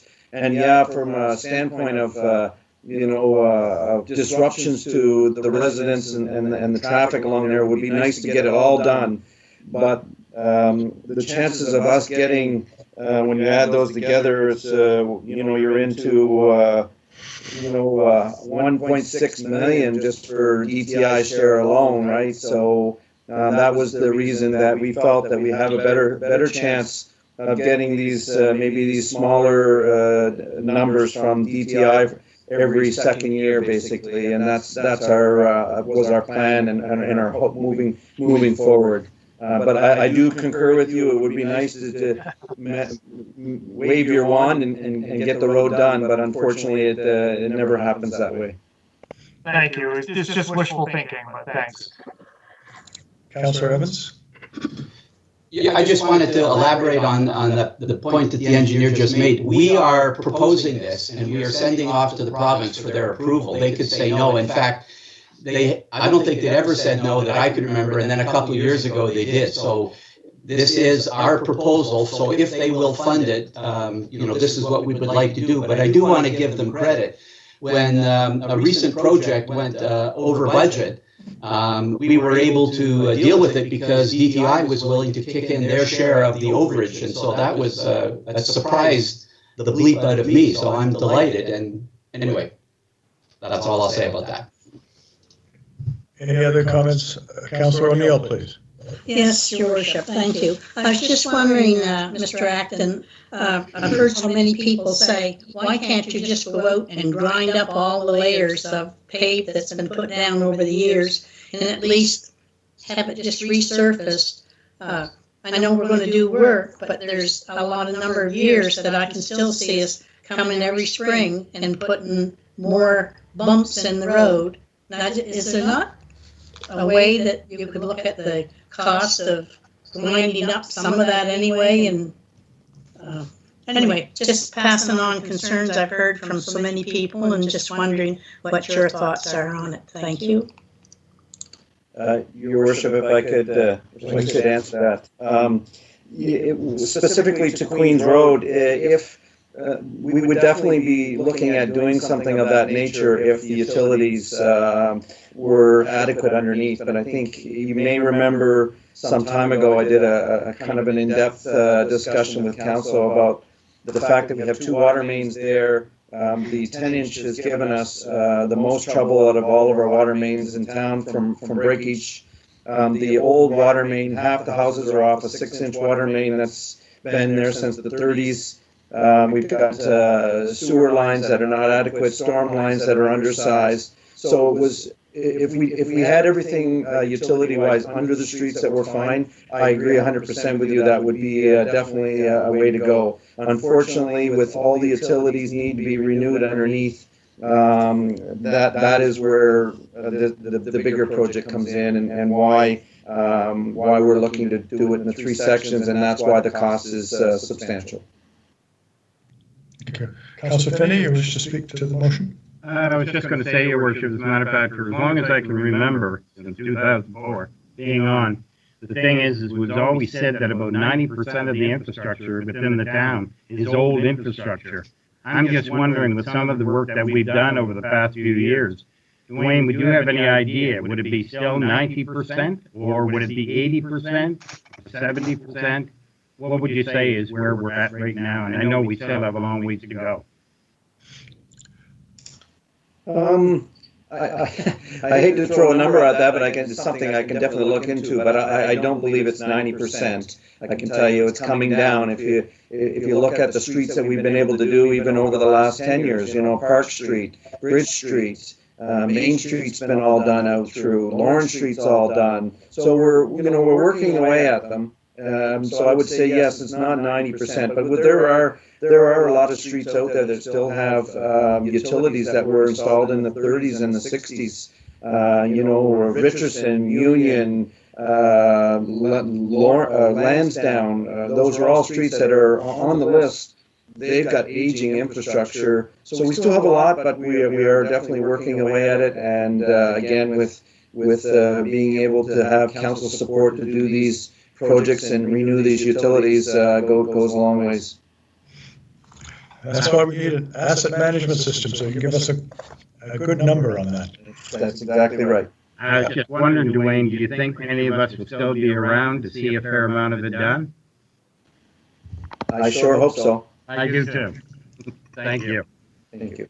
Thank you. Any other comments on the motion? Hearing none, I'd like to call. All those in favor? Aye. Aye. Opposed?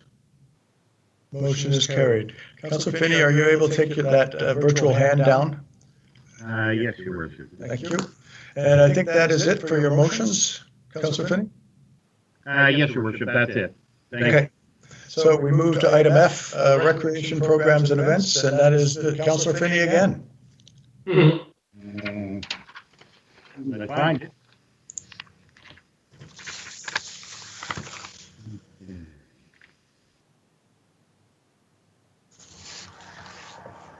August program registration numbers have been very good, with most programs being full. There are several other smaller events that require pre-registration, including Family Olympics, the Amazing Race, and Friday Nature Walks. Residents can register at www.sackville.com/program. Concerts in the park have continued to take place on Thursday nights from 6:30 to 8 p.m. and everybody's enjoying it immensely. Anyone coming to watch the concert will be screened for COVID-19 and asked for their name and contact number for contact tracing purposes as per province of New Brunswick requirements for gatherings. The pickleball court material has been ordered and working. We've already said that it's almost ready to be used. With the help of the province and the Sackville Rotary Club, we have ordered and installed an outdoor water bottle fill station for Bill Johnson Memorial Park.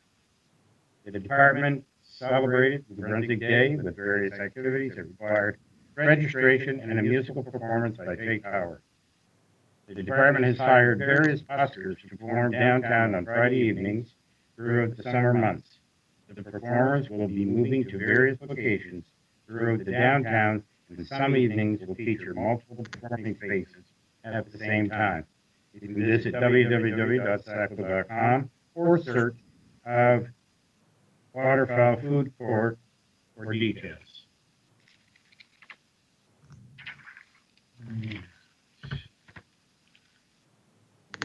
Sackville Local Food Week took place July 26th, August 1st, 2020. Several local restaurants, Open Sky Cooperative and the Sackville Farmers Market, offered specials and activities promoting local ingredients throughout the week. Community development grant applications are now available online at www.sackville.com and are open to any local volunteer-based organizations. The deadline to apply is October 15, 2020. Project initiated by the COVID-19 Physical Health Action Group, the department has developed COVID activity kits.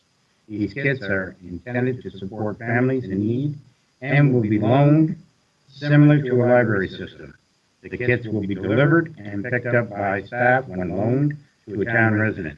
Items in the kit include jump ropes, sidewalk chalk, active game ideas, and much more.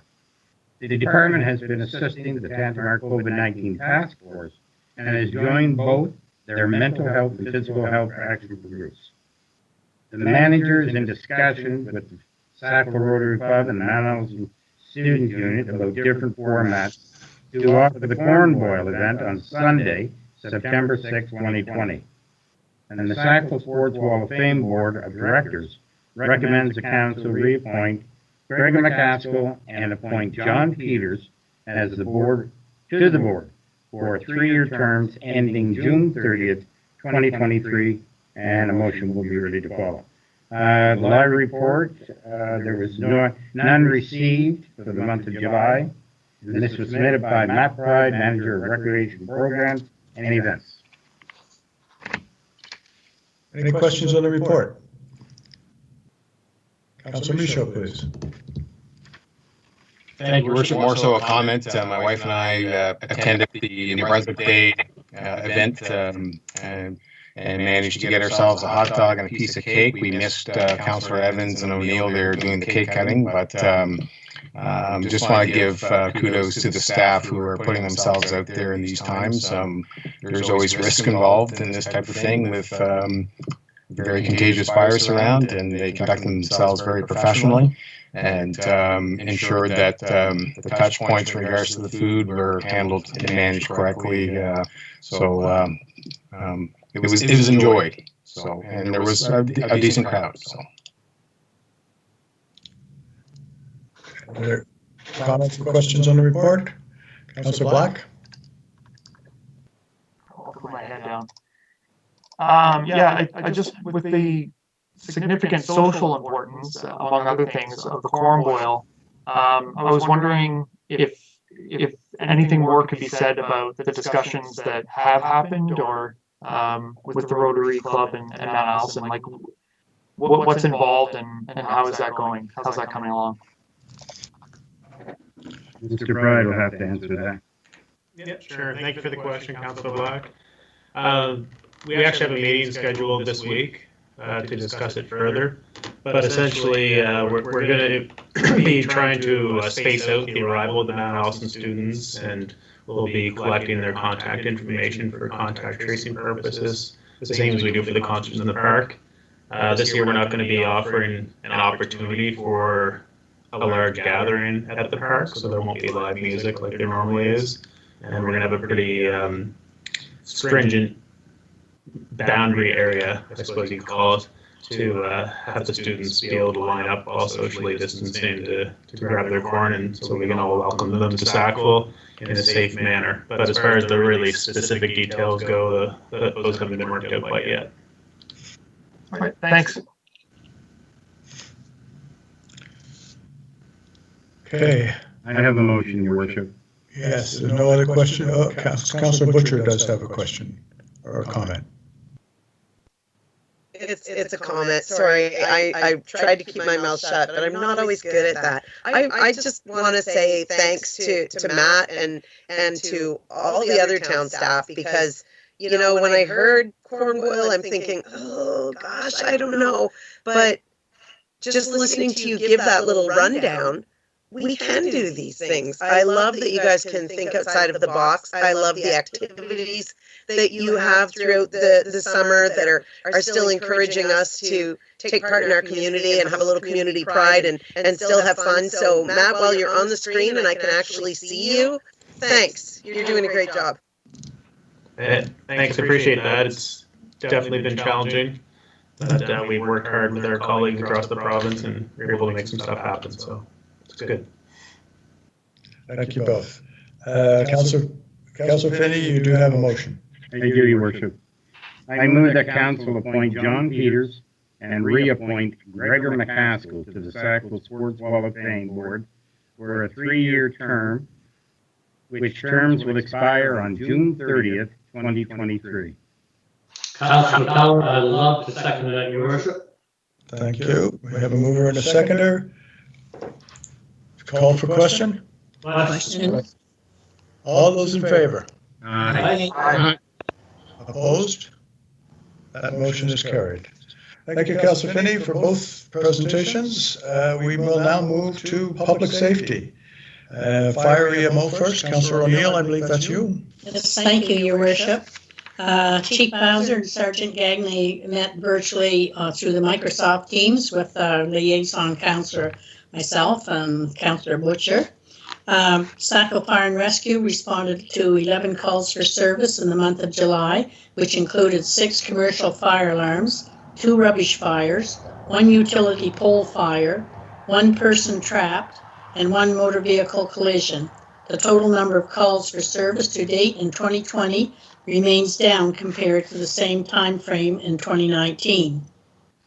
Training sessions still continue to take place, such as pump operations, hydrant connecting, water rescue, and station equipment checks. And of course, they continue to follow all guidelines that have been developed by the Fire Marshal's Office in conjunction with WorkSafe New Brunswick. There's going to be 2 motions coming forward, one for extraction tools replacement and also a second and third reading for fire prevention, bylaw number 275. We continue to actively monitor the COVID-19 pandemic with instructions given by the Public Health Agency of Canada and the Office of the Chief Medical Officer of Health New Brunswick. As reminds all residents of Sackville to make sure that they have their basic emergency kits, which will help them for 72 hours. And that's all I have for the report from the fire chief. I think if there's any questions, perhaps, I think Deputy Chief Green is there, I believe. Yes, I'm here. Yeah, if there's no questions, then I have a motion. Are there any questions on the report? Sorry, I was out of the office there for 20 seconds or so again. So I move that council approve the purchase of 1 complete set of home matro extraction tools, which includes upgrading the combi tool to the battery-operated platform from Micmac Fire and Safety Source Limited in the amount of $56,292.50, HST included. Moved by Councillor O'Neill. Is there a seconder? I'll second that. Alison Butcher. Councillor Butcher. So, comments on the motion? Any questions? Any deferral for additional information? Seeing none, I'll call the question. All those in favor? Aye. Opposed? The motion is carried. Thank you. Councillor O'Neill, that's it for your portion. Thank you. We'll move to Councillor Butcher, please. Thank you. So as Councillor O'Neill already mentioned, we met through Microsoft Teams with Fire Chief Bowser and Sergeant Gagne. So my portion is the police services. The month of July saw a continued increase in overall calls for service, but consistent with June. Frauds have increased mainly due to phone and computer scams, but I guess we're fairly smart in our area because most of these complaints are just attempts, so they haven't actually been successful, so that's a good thing. Other property-related crimes included 2 break-and-enters and several thefts. The B&Es were non-residential, and that's the only difference in pattern from the previous months. Related to general assistance calls, they attended a few Mental Health Act investigations, but the numbers are consistent with prior months, and they also attended several false alarms and false 911 calls. Related to traffic duties, collisions and driving complaints is the main cause for the increase in calls for service. There were some off-road vehicle and mostly speeding complaints. So as something to mention there is that when there are speeding complaints, they increase the visibility of patrols in the areas where they're getting the complaints from. So for people out there in the community, if you're having problems on your road, let them know. Several speeding contacts were conducted with charges and warnings were given too. Other traffic-related charges were detected and dealt with by charges also. And as I said, they're trying to focus the patrols in key areas where they get calls from. Related to the Emergency Measures Act and the COVID-19 provincial order, there have not been any complaints fielded in this area, and they so therefore haven't given any tickets for violations either. In the administration area, one of the constable positions is being vacated due to retirement, but it's being replaced by a new member that's coming in from the Depot Training Academy, and the CPO hiring process is ongoing with the position being filled soon. And that's the end of my report. Thank you, Councillor Busher. Any questions on this police report? Councillor Michaud, please. Thank you, Worship. And I raised it last month, and I see that Sergeant Gagné is participating through Microsoft Teams in these meetings. Now, if we continue on in the virtual format that we are in, can we expect an RCMP update at our next special council meeting? Councillor Butcher, did you raise that in your committee? Yes, that we did discuss that. Perhaps I'll defer to Mr. Burke to respond to that because he's better at answering things than me. Mr. Burke? Yeah, thank you, Worship, and thank you, Councillor Butcher and Councillor Michaud. We did discuss that at length during the liaison meeting, and to get around the technology issue with the RCMP, Sergeant Gagné just simply joined Chief Bowser in his office, where of course they're able to socially distance within that space. So certainly going forward, that is an option. Mr. Gagné's preference would be that we do that early, potentially in the meeting, so he doesn't necessarily need to stick around. And I guess one of the other things that we committed to do was to really look at some of the RCMP reporting options that some other municipalities are doing. I know in speaking with Mr. Gagné, I guess he where the current format is to him, kind of present in public and then follow that up with a report. He's really just kind of regurgitating the same information on 2 occasions. And as we all know, his time is precious, like everyone else's. So we're going to look at a few different options. But certainly, if we're still meeting virtually next month, there is a workaround to allow Sergeant Gagné to participate, provided, of course, that he's available. Just to follow up, if I could, Your Worship. Sure.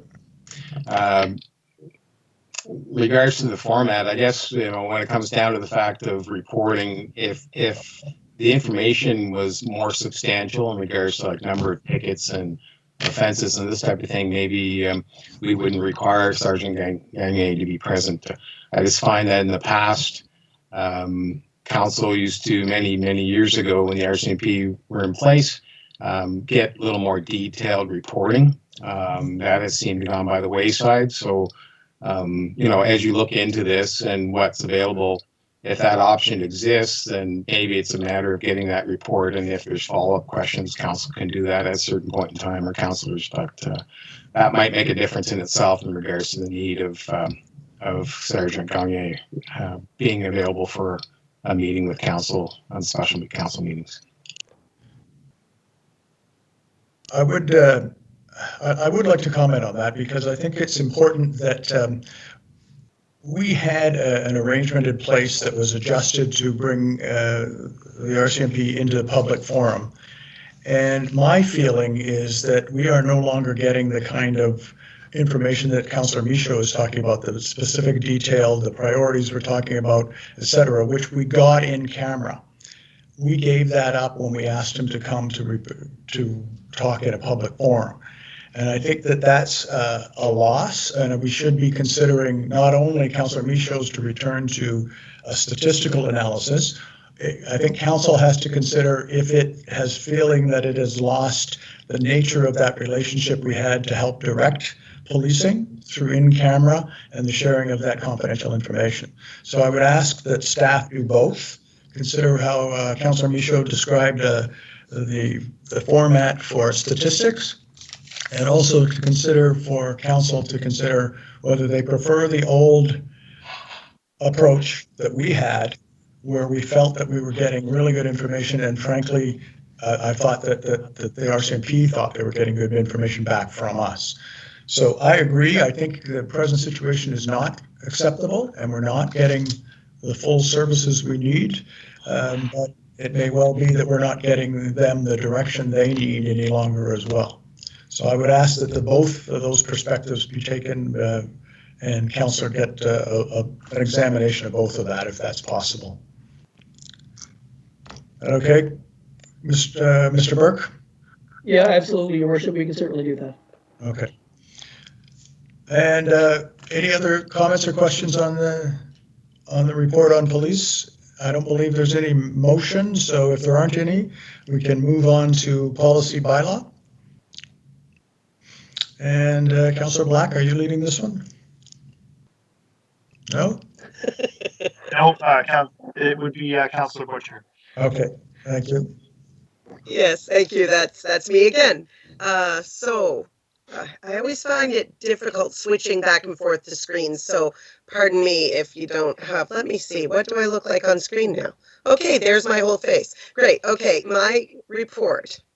Monthly report, we met through Microsoft Teams on July 21st. Bylaw number 274, a bylaw to regulate and license the owners and operators of taxi cabs.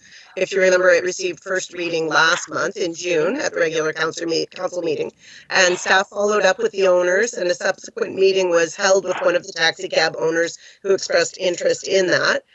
Following a good discussion, several valid points were made by both parties. Bylaw number 274 will be brought forward at the council meeting tonight for considering second and third reading.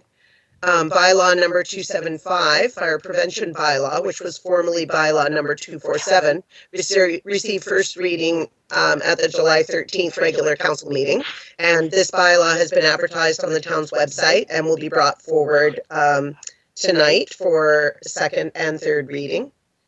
Bylaw number 276, a bylaw respecting culverts and water drainage structures, was formerly bylaw number 222, received first reading at the regular council meeting last month, and this bylaw has also been advertised on the town's website, and it will be brought forward tonight for third and second reading, hopefully. In 2008, council passed a motion stating that the town of Sackville will not purchase bottled water for use in any municipal buildings or functions unless there is an otherwise unforeseen health or safety requirement to do so, and will seek to provide drinking fountains or other options for public and staff drinking water consumption in these buildings. Sackville Fire Department and the canteen at the Tantara Veterans Memorial Civic Center would be exempt. So council passed that motion in 2008, but there was never actually a policy created to support the motion. So staff have drafted a policy which was presented last week at the special council meeting, and it's called Policy 2020-12, Purchase and Use of Bottled Water Policy. It will be brought forward tonight for council to consider. The clerk's office attended one tender opening and one RFP opening during the month of July. And those were tender number 2020-10, which was the Cattell Ridge Road improvement, which was brought forward under the public properties, and RFP number 2020-12, public art, which will be brought forward under corporate affairs and strategic development. And following the practice of the last number of years, there will be no policy bylaw liaison meeting in August. And that is the end of my report. I do have a motion. That's several motions. Yeah, I'm going to be here a while, yes. Any questions on the report prior to the litany of motions we're about to hear? Okay, you may as well start. No, I'm not hearing any questions on the report. Okay, let me find it. Here we go. I move that council give second reading, section by section, to bylaw number 274, a bylaw to regulate and license the owners and operators of taxi cabs within the town of Sackville. So here it is. Bylaw number 274, a bylaw to regulate the license and the owners and operators of taxi cabs within the town of Sackville. Definitions. Section 1, definitions. Section 2, duties of the bylaw enforcement officer. Section 3, owners and operators license. Section 4, application for a taxi cab owner's license. Section 5, application for a taxi cab operator's license. Section 6, duties and responsibilities of licensees. Section 7, suspension or termination of license. Section 8, license fees. Section 9, except as authorized in Section 8. Section 10, penalty. Section 11, transitional provisions. And Section 12, repeal. Moved by Councillor Butcher, I will second that. seconded by Councillor Black. So I move to the question, or is there any comment? Question? Question. All those in favor? Aye. Opposed? That motion is carried. Councillor Butcher, please. Next motion. I move that council give third and final reading to bylaw number 274, a bylaw to regulate and license the owners and operators of taxi cabs within the town of Sackville.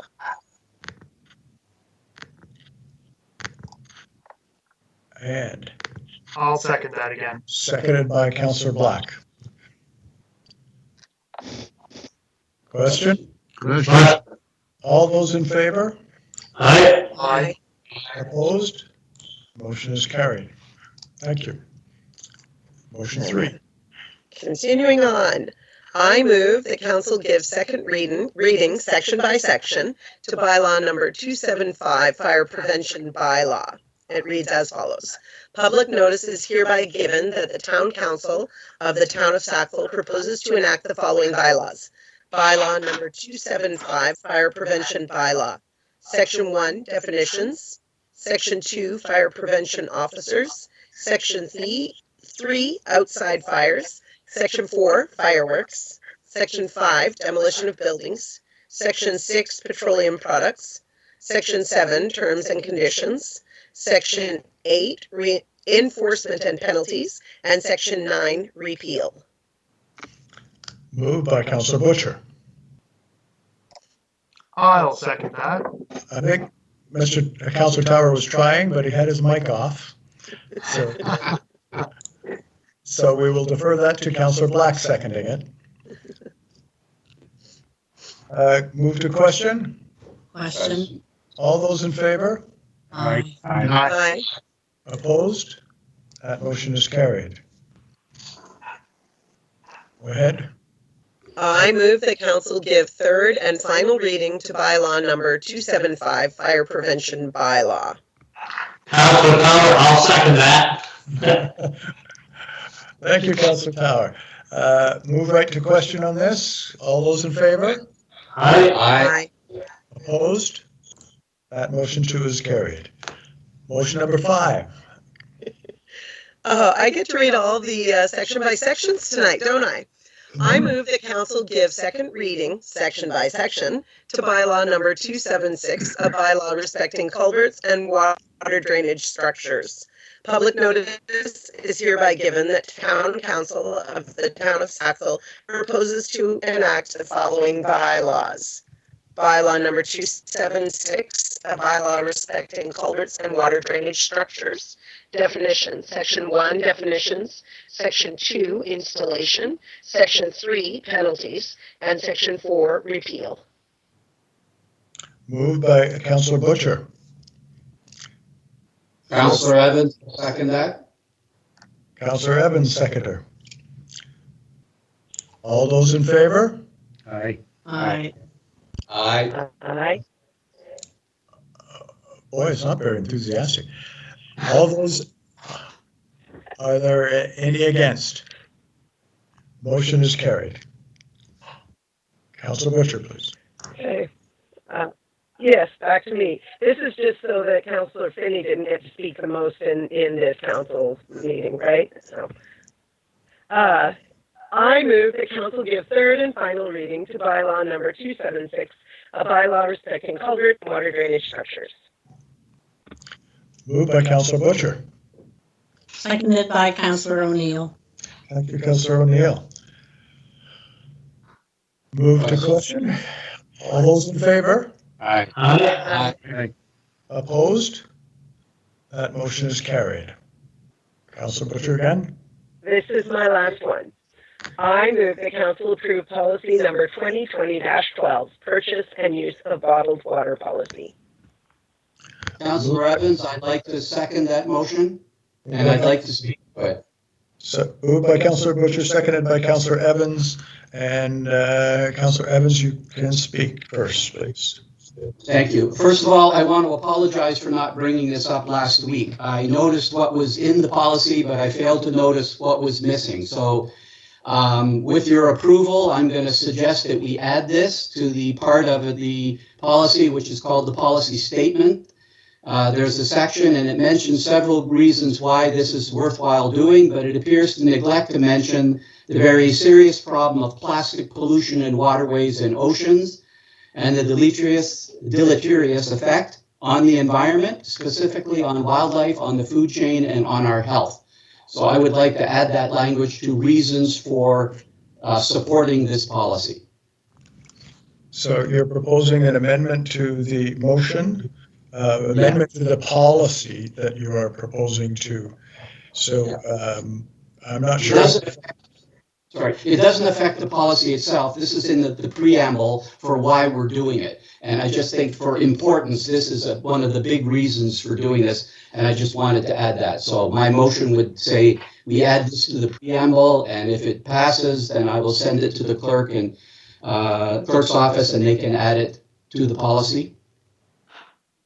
Okay, so we have a motion. Can you explain what we're now dealing with as council then? Sure. If you want me to make it in the form of a motion, then I move that we amend the policy to incorporate these changes which I've just read. In the preamble? In the preamble, yeah. It's called the policy statement. Okay. And so we will ask if that amendment is okay. Is there a seconder to that amendment? I'll second that, Your Worship. Councillor Tower. So we will, are there any questions on the amended motion? No. Excellent idea. Mr. Burke, you have a Yeah, thank you, Your Worship. I just want to make sure that the clerk's office has captured the revised language that Councillor Evans has introduced. Yes, I have it. Yeah, perfect. Thank you.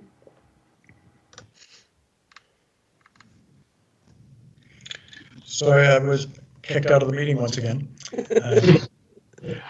Mr. Burke, you had your hand up when I last saw you. Yeah, thank you, Worship. I was just looking to confirm that the clerk's office had captured the language that Councillor Evans has suggested, and Ms. Goodwin has confirmed that she has that, so we're good.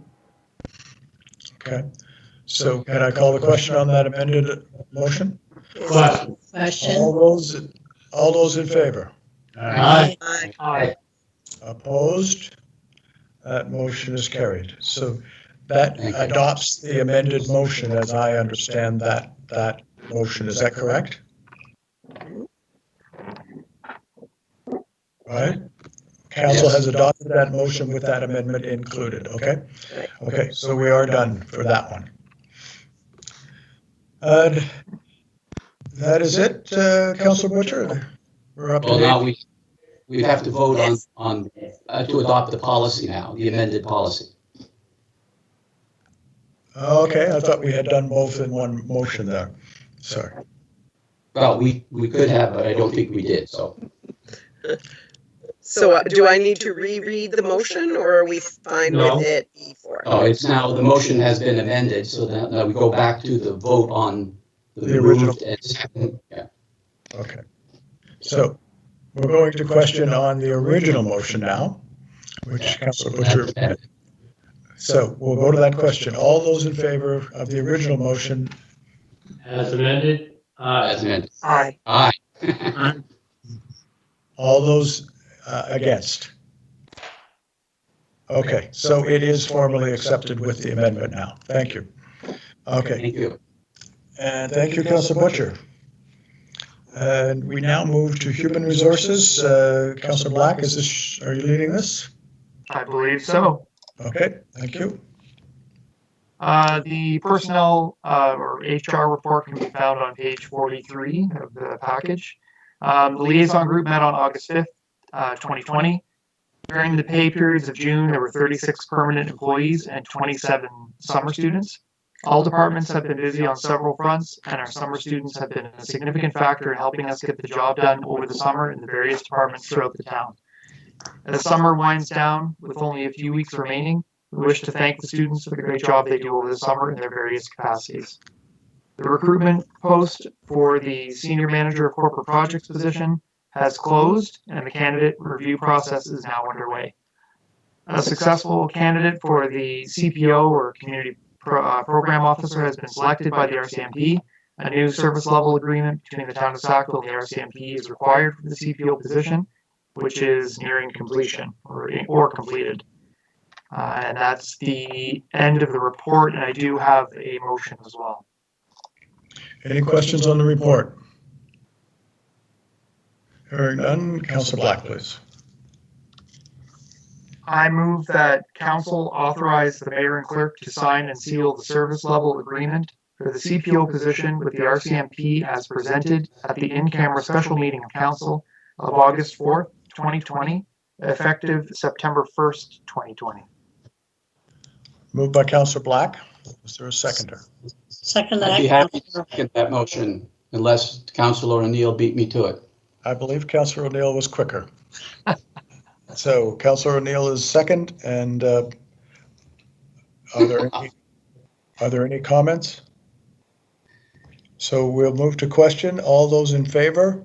Aye. Aye. Opposed? That motion is carried. Is that it for you, Councillor Black? It is, yes. We can now move to Corporate Affairs and Strategic Development. There was some, Councillor Michaud, are you reading the report? I'm doing the report, Your Worship. Okay, thank you. Thank you. The report appears on the last of the package, actually, or almost the last. And anyway, I'll just go over through, highlight it. We did meet in person, actually, on July 29th, practicing social distancing. It was quite refreshing to be able to do that again. The weekly check-in meetings with a variety of local business owners, operators to discuss economic recovery efforts will now be held monthly based on discussions with Main Street redevelopment. These meetings will continue to be informal check-ins and serve as an opportunity to share ideas and initiatives that are aimed to help the local business community and keep them updated on town initiatives. Staff attended a variety of meetings over the month, including a meeting with several members of Renaissance Sackville Board regarding the COVID-19 pandemic and role for the board, a meeting with members of SappyFest regarding the town's grant program, a meeting with the Levy on the Lake organizers regarding their events, a meeting with Cyber NB on new funding program, attending the bi-weekly meetings of the Tantramar COVID-19 Task Force, and a meeting with a variety of representatives from New Brunswick and Nova Scotia on the Allac-Amherst traffic control point for the border closure. Staff also attended the Main Street redevelopment AGM. We continue to work very closely with senior representatives at Mount Allison, the Mount Allison Student Union, a local landlord, and the president of the BIA to prepare for the return of students in August. This work includes the Mount A Sackville Bubble Initiative and a community commitment, which is voluntary under the belief that we are all in this together, encourages all community members to do their part to protect everyone in the bubble by following public health directives, such as respecting physical distancing, only gathering in small groups, frequent hand washing, and wearing non-medical masks as required. In addition, the commitment asks for the community to stay informed, remain vigilant on and off campus, and to uphold COVID-19 regulations.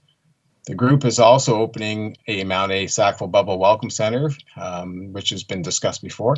That will be happening at the Civic Center from August 14th to 7th. Students will be able to obtain student IDs, orientation welcome packs, and the latest information around health and safety measures and regulations from Public Health, Mount Allison, and the town will be available at the center. Additional information will be released over the coming weeks, and a series of Did You Know posts on social media on COVID-19 facts, requirements, processes are being issued by the COVID-19 Task Force. As noted at the special council meeting on August 4th, the town allocated $25,000 in the 2020 capital budget for public art. The project is intended to increase awareness for climate change, which was suggested by the Mayor's Roundtable on Climate Change. An RFP for this project was issued on June 25th and closed on July 21st, with 3 proposals being submitted. Following a review of the submission and input from the Mayor's Roundtable on Climate Change, it is being recommended that the RFP be awarded to Slipper Lou Studio for their proposal, the Shinekdo Balance. A motion to award the work will be presented this evening. And that's a report, Your Worship. If there's any questions, I'm sure Mr. Burke would be able to assist with that. Any questions on the report? Hearing none. There is a motion. I understand that Councillor Evans is going to make this motion tonight. Is that correct? I would be happy to make that motion. I move that council award RFP number 20-11 Public Art to Slipper Liu Studio in the amount of $25,000 plus HST. And I would like to speak to the motion. Moved by Councillor Evans. Is there a seconder? I'll second that motion. Councillor Butcher.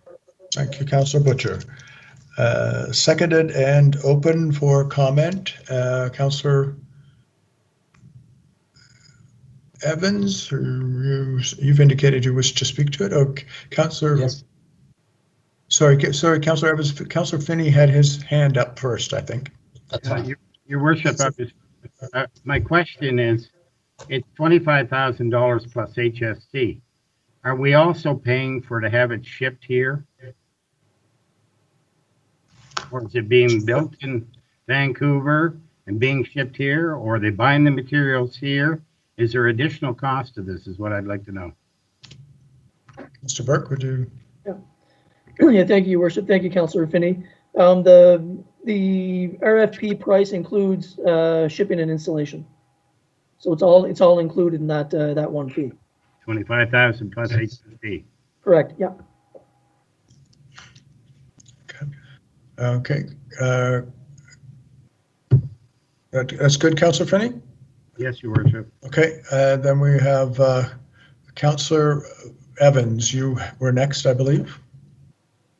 Okay, and I want to be careful here. I'm making this statement in anticipation of something that hasn't happened yet, so I would be very happy to be wrong. I want to start off by saying that I acknowledge that council has the absolute right to reconsider support for budgeted items.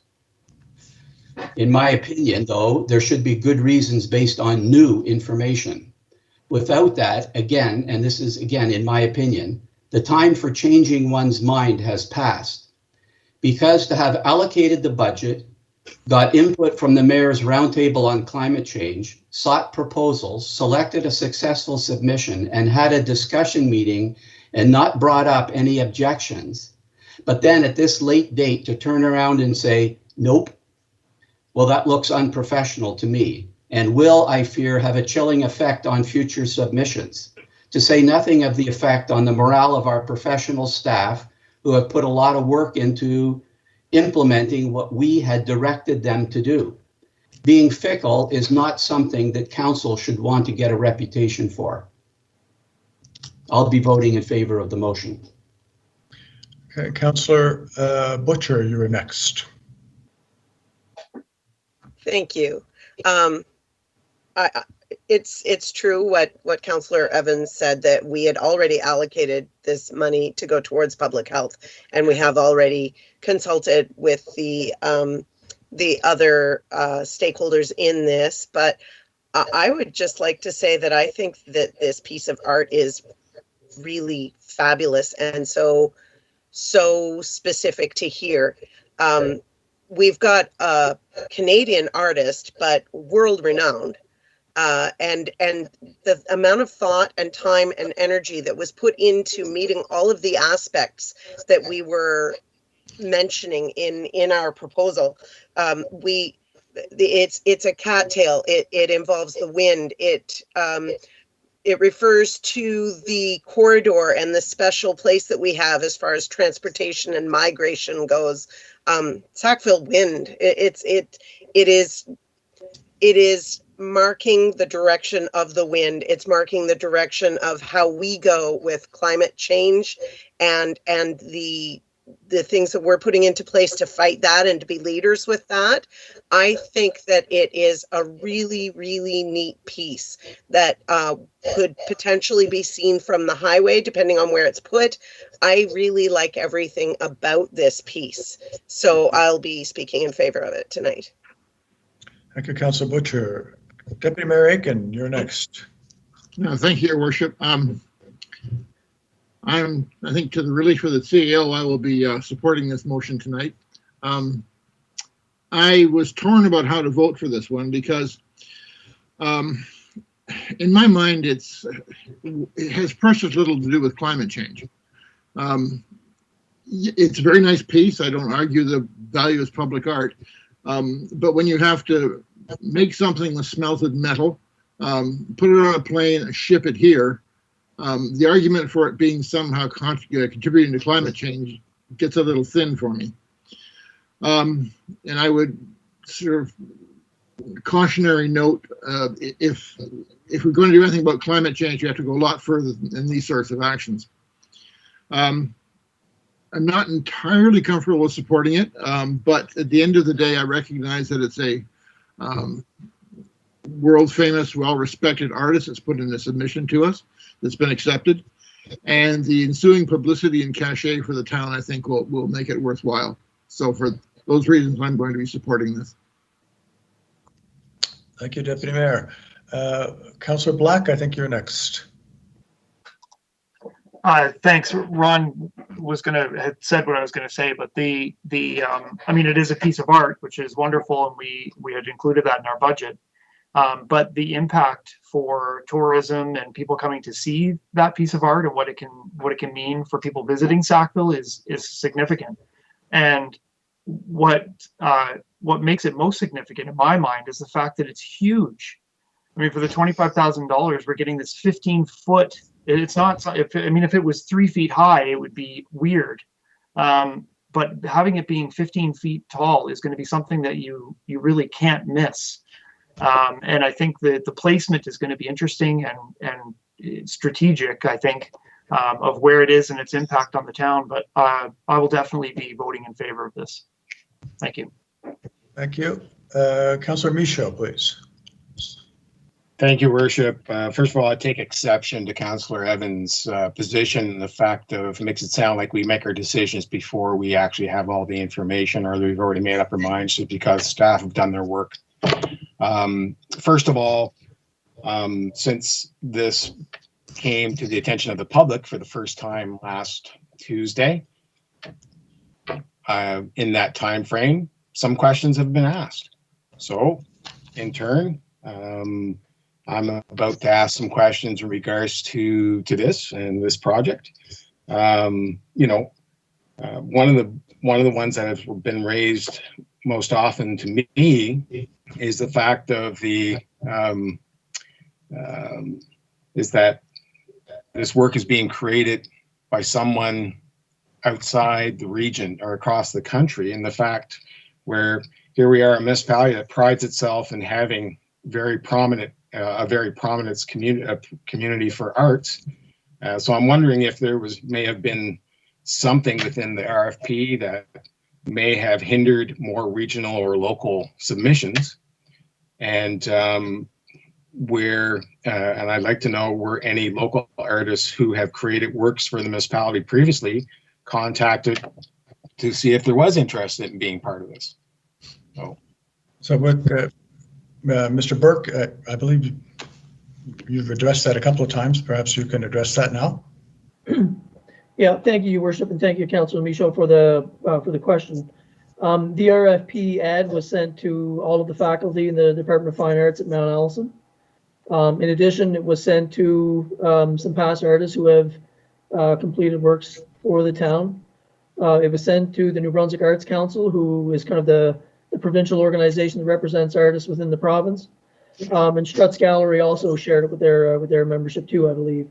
So it was certainly circulated locally, and as you know, as a municipality, we have a procurement act. So typically what we do for projects of $25,000 or more, we go out to a competitive bidding process to ensure that we're getting responsible use and the best bang for the buck for taxpayers' money. So we've done that. We advertised the RFP with the New Brunswick Opportunities Network. In addition, it was advertised on the Creative Cities Network of Canada, along with Akimbo, which is the first time we've done that, which is really kind of the national go-to site for artists. So it was well circulated. I think that shows with the number of interest we've seen directly with the piece. Public art is a bit of an anomaly, and it's not that easy to pull off. You may recall in some of the past RFPs that we've done, we didn't get a whole lot of local interest, even though I know, like all of you, that there are local people within the community who could probably do this, but for a variety of reasons, timing, budget, liability issues, some of them just don't want to take it on, that it's kind of outside their kind of regular artistic practice to have public art displayed outside. So that's the most I can offer, Councillor Michaud. We tried our best, but at the end of the day, you know, we got 3 really great submissions, 2 from the GTA, Greater Toronto Area, and one from Vancouver. And after you know, a scoring matrix against the criteria in the RFP, Slipperloo Studio was the highest score. No, thank you very much, Mr. Burke, for that clarification, and you know, the folks who have kind of raised those questions with me. Hopefully, this answers that for them, and I hope at this that, you know, we now move forward after this report last week from the Mayor's Roundtable, that we start getting into maybe some more tangible type of efforts by the municipality in regards to helping right the ship on climate change and mitigation. And I look forward to discussing that with council as a whole, their report, and opportunities to start making some things happen. So thank you. Any other questions? I think Councillor Finney, your hand is up from the previous one, I believe. No, Your Worship, it's for this one. Oh, you have another? Okay. I have a question. As a matter of fact, like I said, first of all, I'll be voting against it. And the reason is because of the fact, and since last week, I've talked to a lot of the citizens, and as a matter of fact, they can justify the 25,000 plus HST. Secondly, I make my decisions based on what I think is in the best interest of the community. I do notice that actually we didn't have any real input into this. We're only turning around and justifying and passing the cost of it. I would like to have council have a little more input into it to see what's going on. If we're going to allow some of the citizens, like the Mayor's Roundtable, then maybe we should be involved too, since we're the ones that are accountable to the people. So that's why I'll be voting against it. Even though we put it in the budget, but the budget was before COVID. And the thing is we need to turn around and look and see exactly how we're spending our money. And maybe we could put this off until next year and maybe use that 25,000 plus HST, maybe even to put towards the climate change coordinator. They're asking for some money. So maybe we could put that there, and then maybe next year we can look at a piece of art. And I'm not overly impressed with it anyway, to tell you the truth. I haven't seen the others, but I'm not impressed with that one. So that's why I turned around and will be voting against it. Okay. And any other, Councillor Tower, please. Thank you, Your Worship. I agree with the deputy mayor that it seems a bit strange that we're putting this much resources in to build this.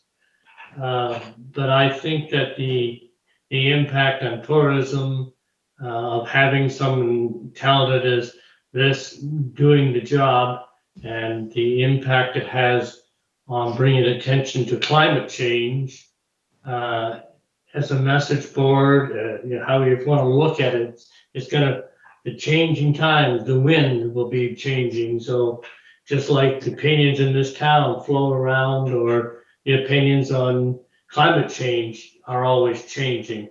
I like the work that our staff did on it. I think they did a great job. I really enjoyed the fact that the round table, which has got a pretty broad spectrum of people sitting on it, also were in favor of it. So I like the idea where we're going with it, and I fully support the idea.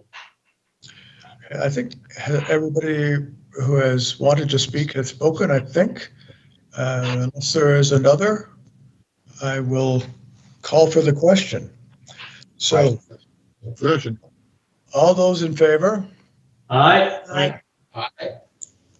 Okay, let me just, can you actually put your hand up on your video so I can see who is voting here? So you have Councillor Michaud, Councillor Black, Councillor Butcher, Councillor Tower, Councillor Evans, and Deputy Mayor Aiken. Okay, and those opposed? Nay. Councillor Finney? And have I missed anybody? And Councillor Finney is Thank you, Miss. Councillor O'Neill. Yes, I was in favor, Your Worship. Oh, sorry about that, O'Neill. And the nay is Councillor Finney. Yes. Okay, that motion is carried, and we have the record straight, I think, in terms of the minutes. Thank you for that, Councillor Evans, for filling in on the report and for the great discussion, folks. And we go to new business, and there are 3 items. First of all, UMNB resolution. Who's going to speak to that?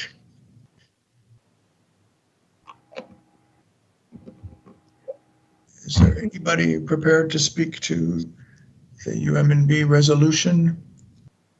Well, I would do it, but it may as well be the finance liaison. Doesn't that make sense? Yeah, I think you're right.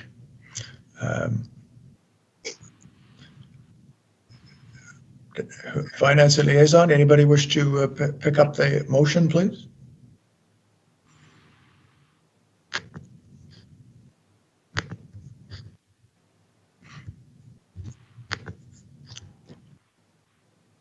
Councillor Tower, you're muted, please. Thank you, Your Worship. It's that double click. It always doesn't take the second click. All right.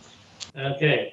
I move that whereas the federal government has recently provided the province with funding under the Safe Restart Agreement, and whereas this agreement designates a portion of the funding to be used to help local governments, and whereas there may be more funding over the coming time from the federal government through the provincial government and on to the municipalities, whether for COVID-related items, infrastructure-related, or any other reason, be it resolved that the town of Sackville calls on the UMNB to petition the provincial government that UMNB be a participant in how the money is allocated and what it is designated for, with any federal money earmarked for local governments with these funds and any future federal government funding.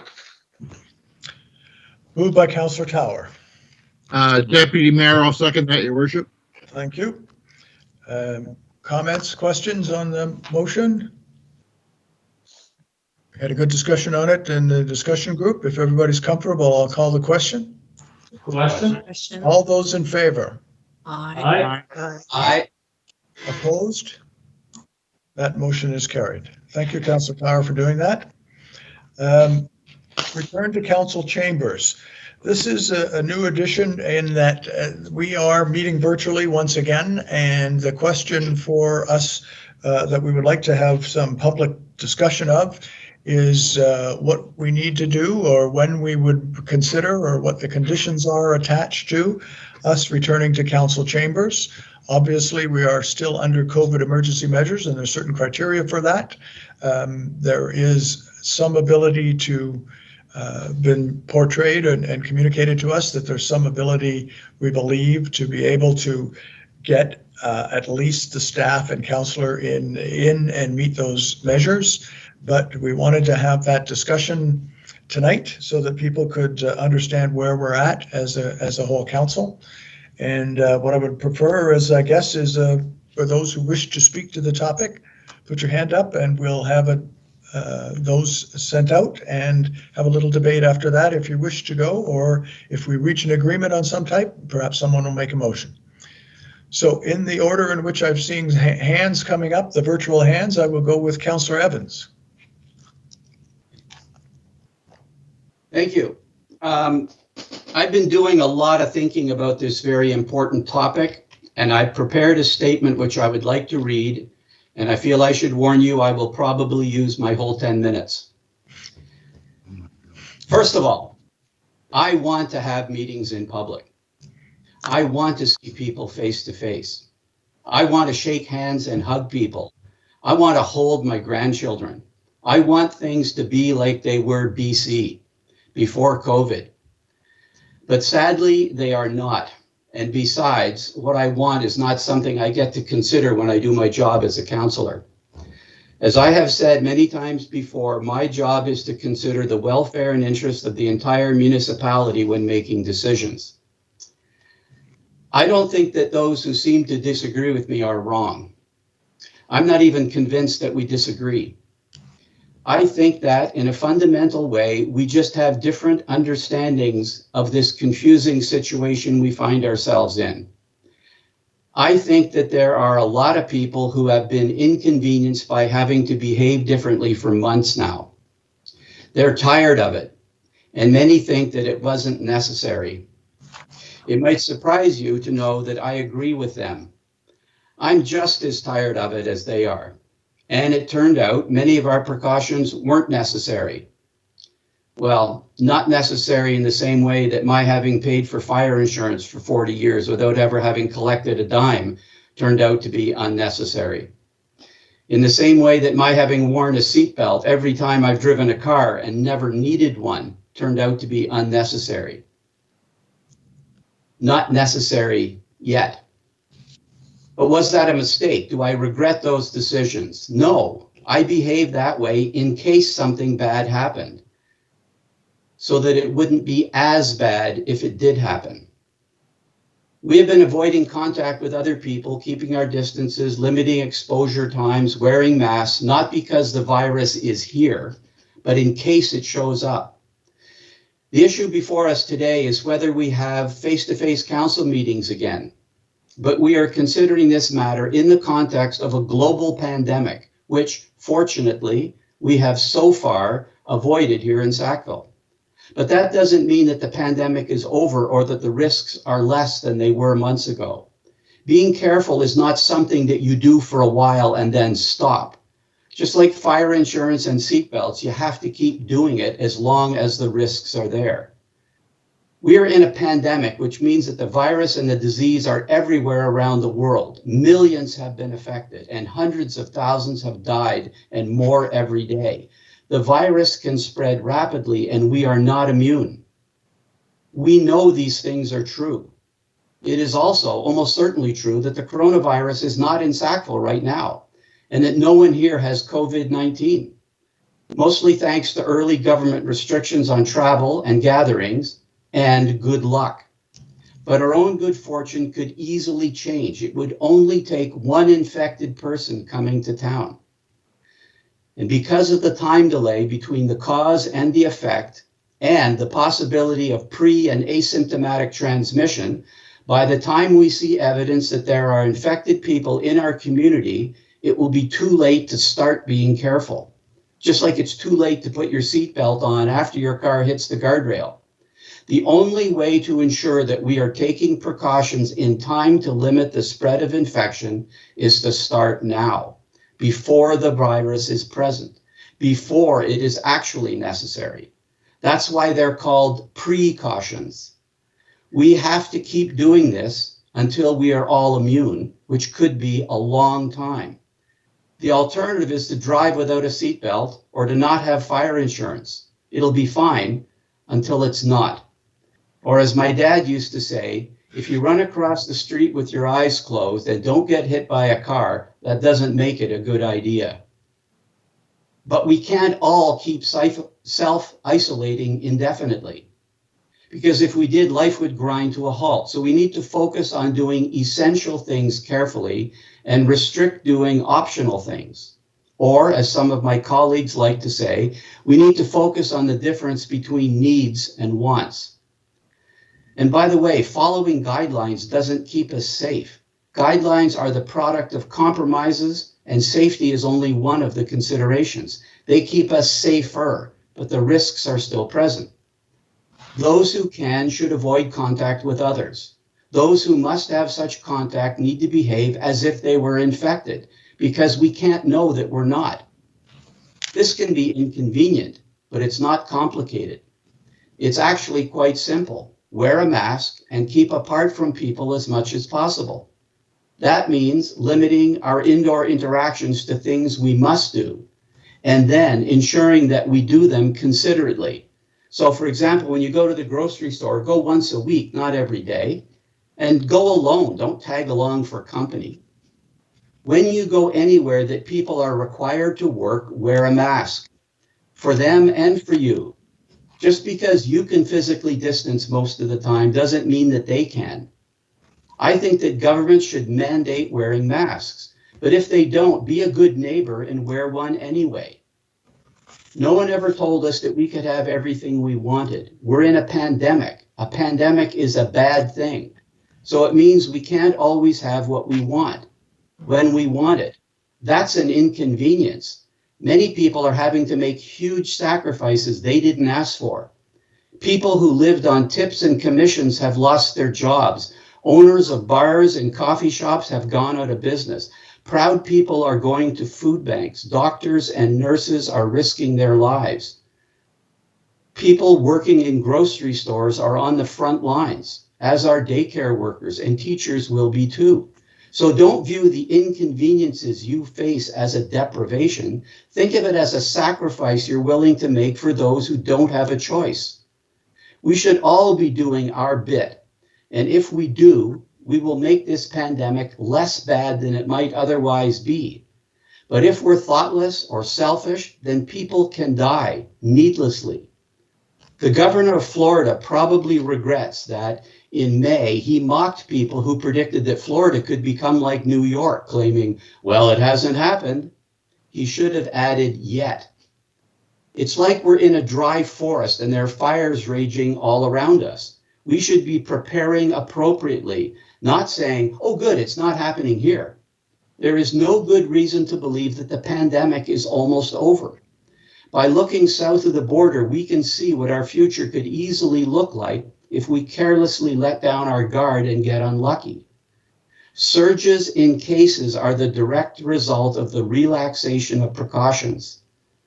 Now try this experiment. Ask yourself this: how many examples can you come up with of government leaders who made decisions that turned out to be too soon or too restrictive?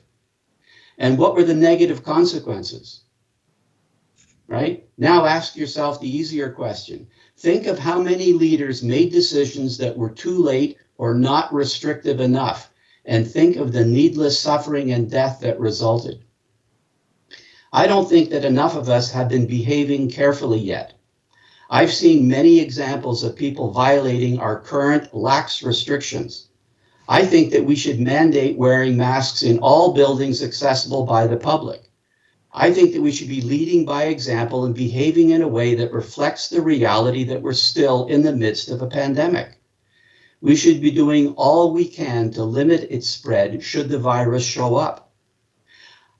I think that we should be doing simple and easy things like wearing masks in buildings and avoiding meeting face-to-face where there are easy alternatives. This is about risk management in uncertain times. We could make mistakes that will have serious consequences. I believe that we will feel much better about decisions we make if we find ourselves looking back on having been too careful rather than not careful enough. I'm going to continue paying for fire insurance, continue wearing a seatbelt, and I think we should continue meeting virtually. Thank you. Thank you, Councillor Evans. And you are right, you almost used the full 10 minutes. Next up is Councillor Butcher, please. Thank you. I have bad news and I have good news. The bad news is I won't be as eloquent as Councillor Evans, but the good news is I will not be as long either. So I would like to say that early on in the pandemic, someone, I don't remember who, it certainly wasn't one of us, said that if it's done right, we'll think there was an overreaction. And I have heard so many people say, oh, everybody overreacted. No, people didn't overreact. People did it right, and now it feels like an overreaction, and we are oh so fortunate to be here in the Atlantic provinces where we do not have a lot of cases. I have a niece who works in healthcare, and she assures me that the health care that we have in place for our small rural area, there are not nearly enough ventilators in our area if something big happened. Now, I think that we could meet safely. I know we probably still wouldn't be able to bring the public in because of social distancing and making all of that work. I know that our staff has been working hard at making sure they could figure out a way to make it happen, but it would probably still mean that the public still couldn't come in. So there's that to think of. The other thing is that in the next month, we are going to be enlarging our bubbles so large. I will go back to being an educator. There will be 30 children, perhaps, that I will see in the course of 48 hours. So my bubble is that big, and their parents. My 2 children will go back to 2 different schools in our area, and their bubbles will grow. We will luckily be able to welcome, hopefully safely, in some students to Mount A, because goodness knows that our local economy depends on that. But that will enlarge Sackville's bubble even more. We are perhaps entering one of the most dangerous parts of the pandemic for us so far, because there is so much more potential for something to happen. I think we are going to have to learn to live with this. I think that Microsoft Teams has been a really good way to do our meetings when we can't be face to face. And I think that if we're going to change and go back to in-person meetings, now is not the time. We need to get through the next few. We need to get through flu season. We need to get through the influx of our bubbles enlarging. And maybe we can revisit this again in November or December. But I think now we need to maintain what we're doing because it's a safe way to do it. Thank you, Councillor Butcher. Councillor Michaud, please. Thank you, Worship. Before I speak my thoughts on this, I'd like to hear from Mr. Burke in regards to what staff have planned in regards to a safe return to the council chambers, how that would work, and then I'll speak to my thoughts on that. Mr. Burke, I think that would be a good contribution. Yeah, thank you, Your Worship, and Councillor Michaud, thank you. So yeah, I guess we've looked at an arrangement in the existing chambers where the councillors could be spread out kind of throughout the existing chairs along with the management chairs. And then the managers would be set up kind of towards the back of the room where the public gallery usually is. And we can fit everyone in and still maintain social distancing. So I guess we haven't explored, I guess that was kind of first and foremost was, do we have an option within the existing chamber to make it work? And then I guess, secondly to that would be, would the public be involved or not? And as you all know, it depends on the topic of the day. Sometimes we have 3, 4 people. Sometimes if it's a, more sensitive or controversial issue, the chambers can be full. So we would have to be ready and put in an operational plan that, maybe it's sign up for the first handful of people, 4 to 5, and it's first come, first served, and we explore that option. But I guess what staff have done, at least originally, was how do we get back to having in-person business meetings in the council chambers? And we feel that we can do that safely because, as you all know, and members of the public who are still listening tonight, we're very fortunate to have the space here. We have a nice big open chamber. It's easy circulation, so it is certainly doable to kind of get back to in-person meetings. And still maintaining staff and council's safety, of course. And just to help with the description, this is based on meeting all the emergency measures that are presently in place as part of the COVID operational plan that we have in place. Is that correct? It's not anticipating changes or relaxations in any of that. Absolutely, 100%, Your Worship. At the onset, we were not allowed to meet in person because of the number of people inside, indoors. And as you know, as the cases have dropped, the Chief Medical Officer of Health has relaxed those restrictions, and that will be meeting the current requirements under the mandatory order. In the event that we were to take several steps back, of course, that option may not be possible if there are caps on the number of people that are allowed to meet indoors. Councillor Michaud, is that good background for you? Yeah, no, that's great. Thank you very much, Mr. Burke. I guess, as this unfolded, when COVID first hit us, we were running away from it. And now we've started the process of living with it. This is not going away. Even after a vaccination, it won't be gone. It'll still be amongst us, and the risk will still be there. And the thing is that when do we say, now's the time? We say things about needs and wants and things we must do, yet we opened our parks. There's people at Little Fawcett Park that, something, I don't know, how do we guarantee that they're social distancing? We can't, but we've opened it up and allowed it to happen. We're not contact tracing there. We're contact tracing through other things. So we expect our staff to come to work every day and do their bit in social distance. And yes, can we conduct our work this way? Sure. Is it the best way? No. But when will the time come that we say, no, now's the time? I mean, we can keep putting this off and putting this off. I think personally we should try this, see if it works, and see what comes from it. And then the other thing on top of that is right now, we don't have interaction with residents in regards to their ability to ask questions. They can send an email to the clerk's office after the fact.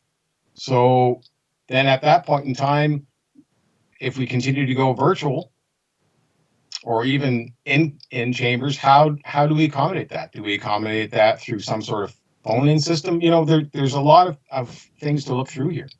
Ultimately, I have no issue with going back to trying to conduct our business in person.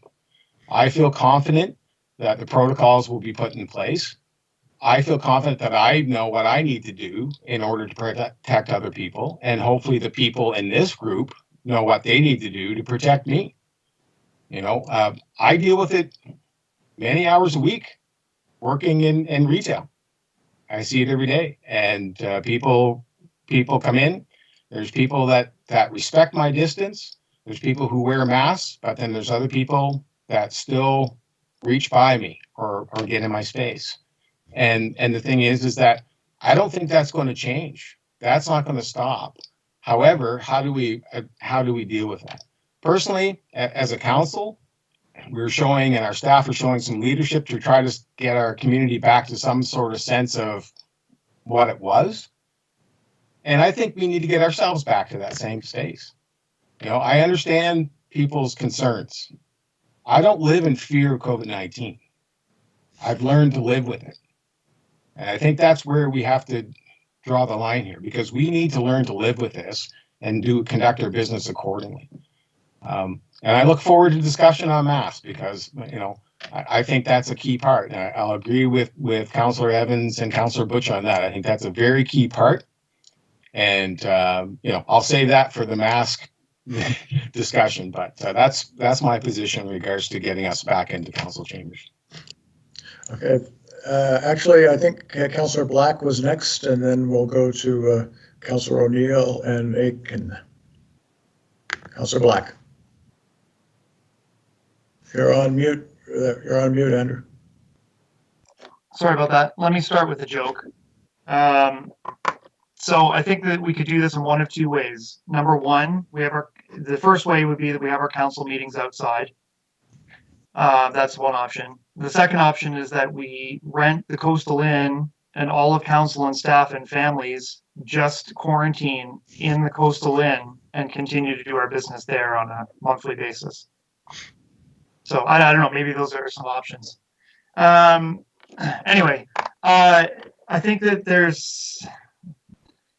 I'm not prepared to come back into council chambers and meet. I'll just say that up front. But there's a couple things I just wanted to say. I think people should understand that there's a huge distinction between meeting outside and meeting inside.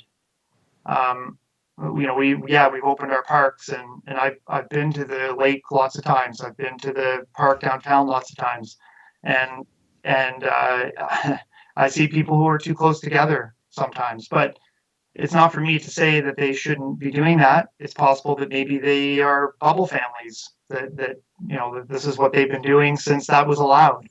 I don't know those details, but there's clear scientific evidence that if you're outside, the chances of you getting COVID are much, much, much, much less. And newer data that has come out has said that being inside is much, much, much, much worse. And so I think that distinction needs to be made. Also, there's lots of places in the world. I just listened to a podcast this morning and read some articles about Melbourne, Australia recently. And, let's try it. This is what they're dealing with now. Their COVID cases are on the rise. Lots of places in the States are the same way. And I guess the thing that makes me not want to return to council chambers is that I don't think we should be inside, even if we have masks to protect each other and ourselves, I guess, but we're protecting other people. We still have an opportunity to do our business. We're doing our business right now, and we can make that work. Yes, maybe we do need to look at how we can get the public involved, how we can get the media involved. I think we should. I think that's important. It's a piece that we've been missing, and I think that we need to do something about that. But we can still do our business in this format effectively. Are we at our best? Maybe not. Maybe being in council chambers is a little bit better, possibly. But I think that we're still doing what needs to be done. We have the budget process coming up pretty soon. I'm sure we'll get that done too. That's one of the biggest things that we have to deal with in the run of a year. I think that this is the safest way to do it, and I think that it shows leadership to the students returning, the people who currently live in this town, to know why we're doing it and doing it safely. So anyway. Thank you, Councillor Black. Councillor O'Neill, please. Thank you, Your Worship. I'm not going to take near as long as some of the others have because it's after 10 o'clock by my watch.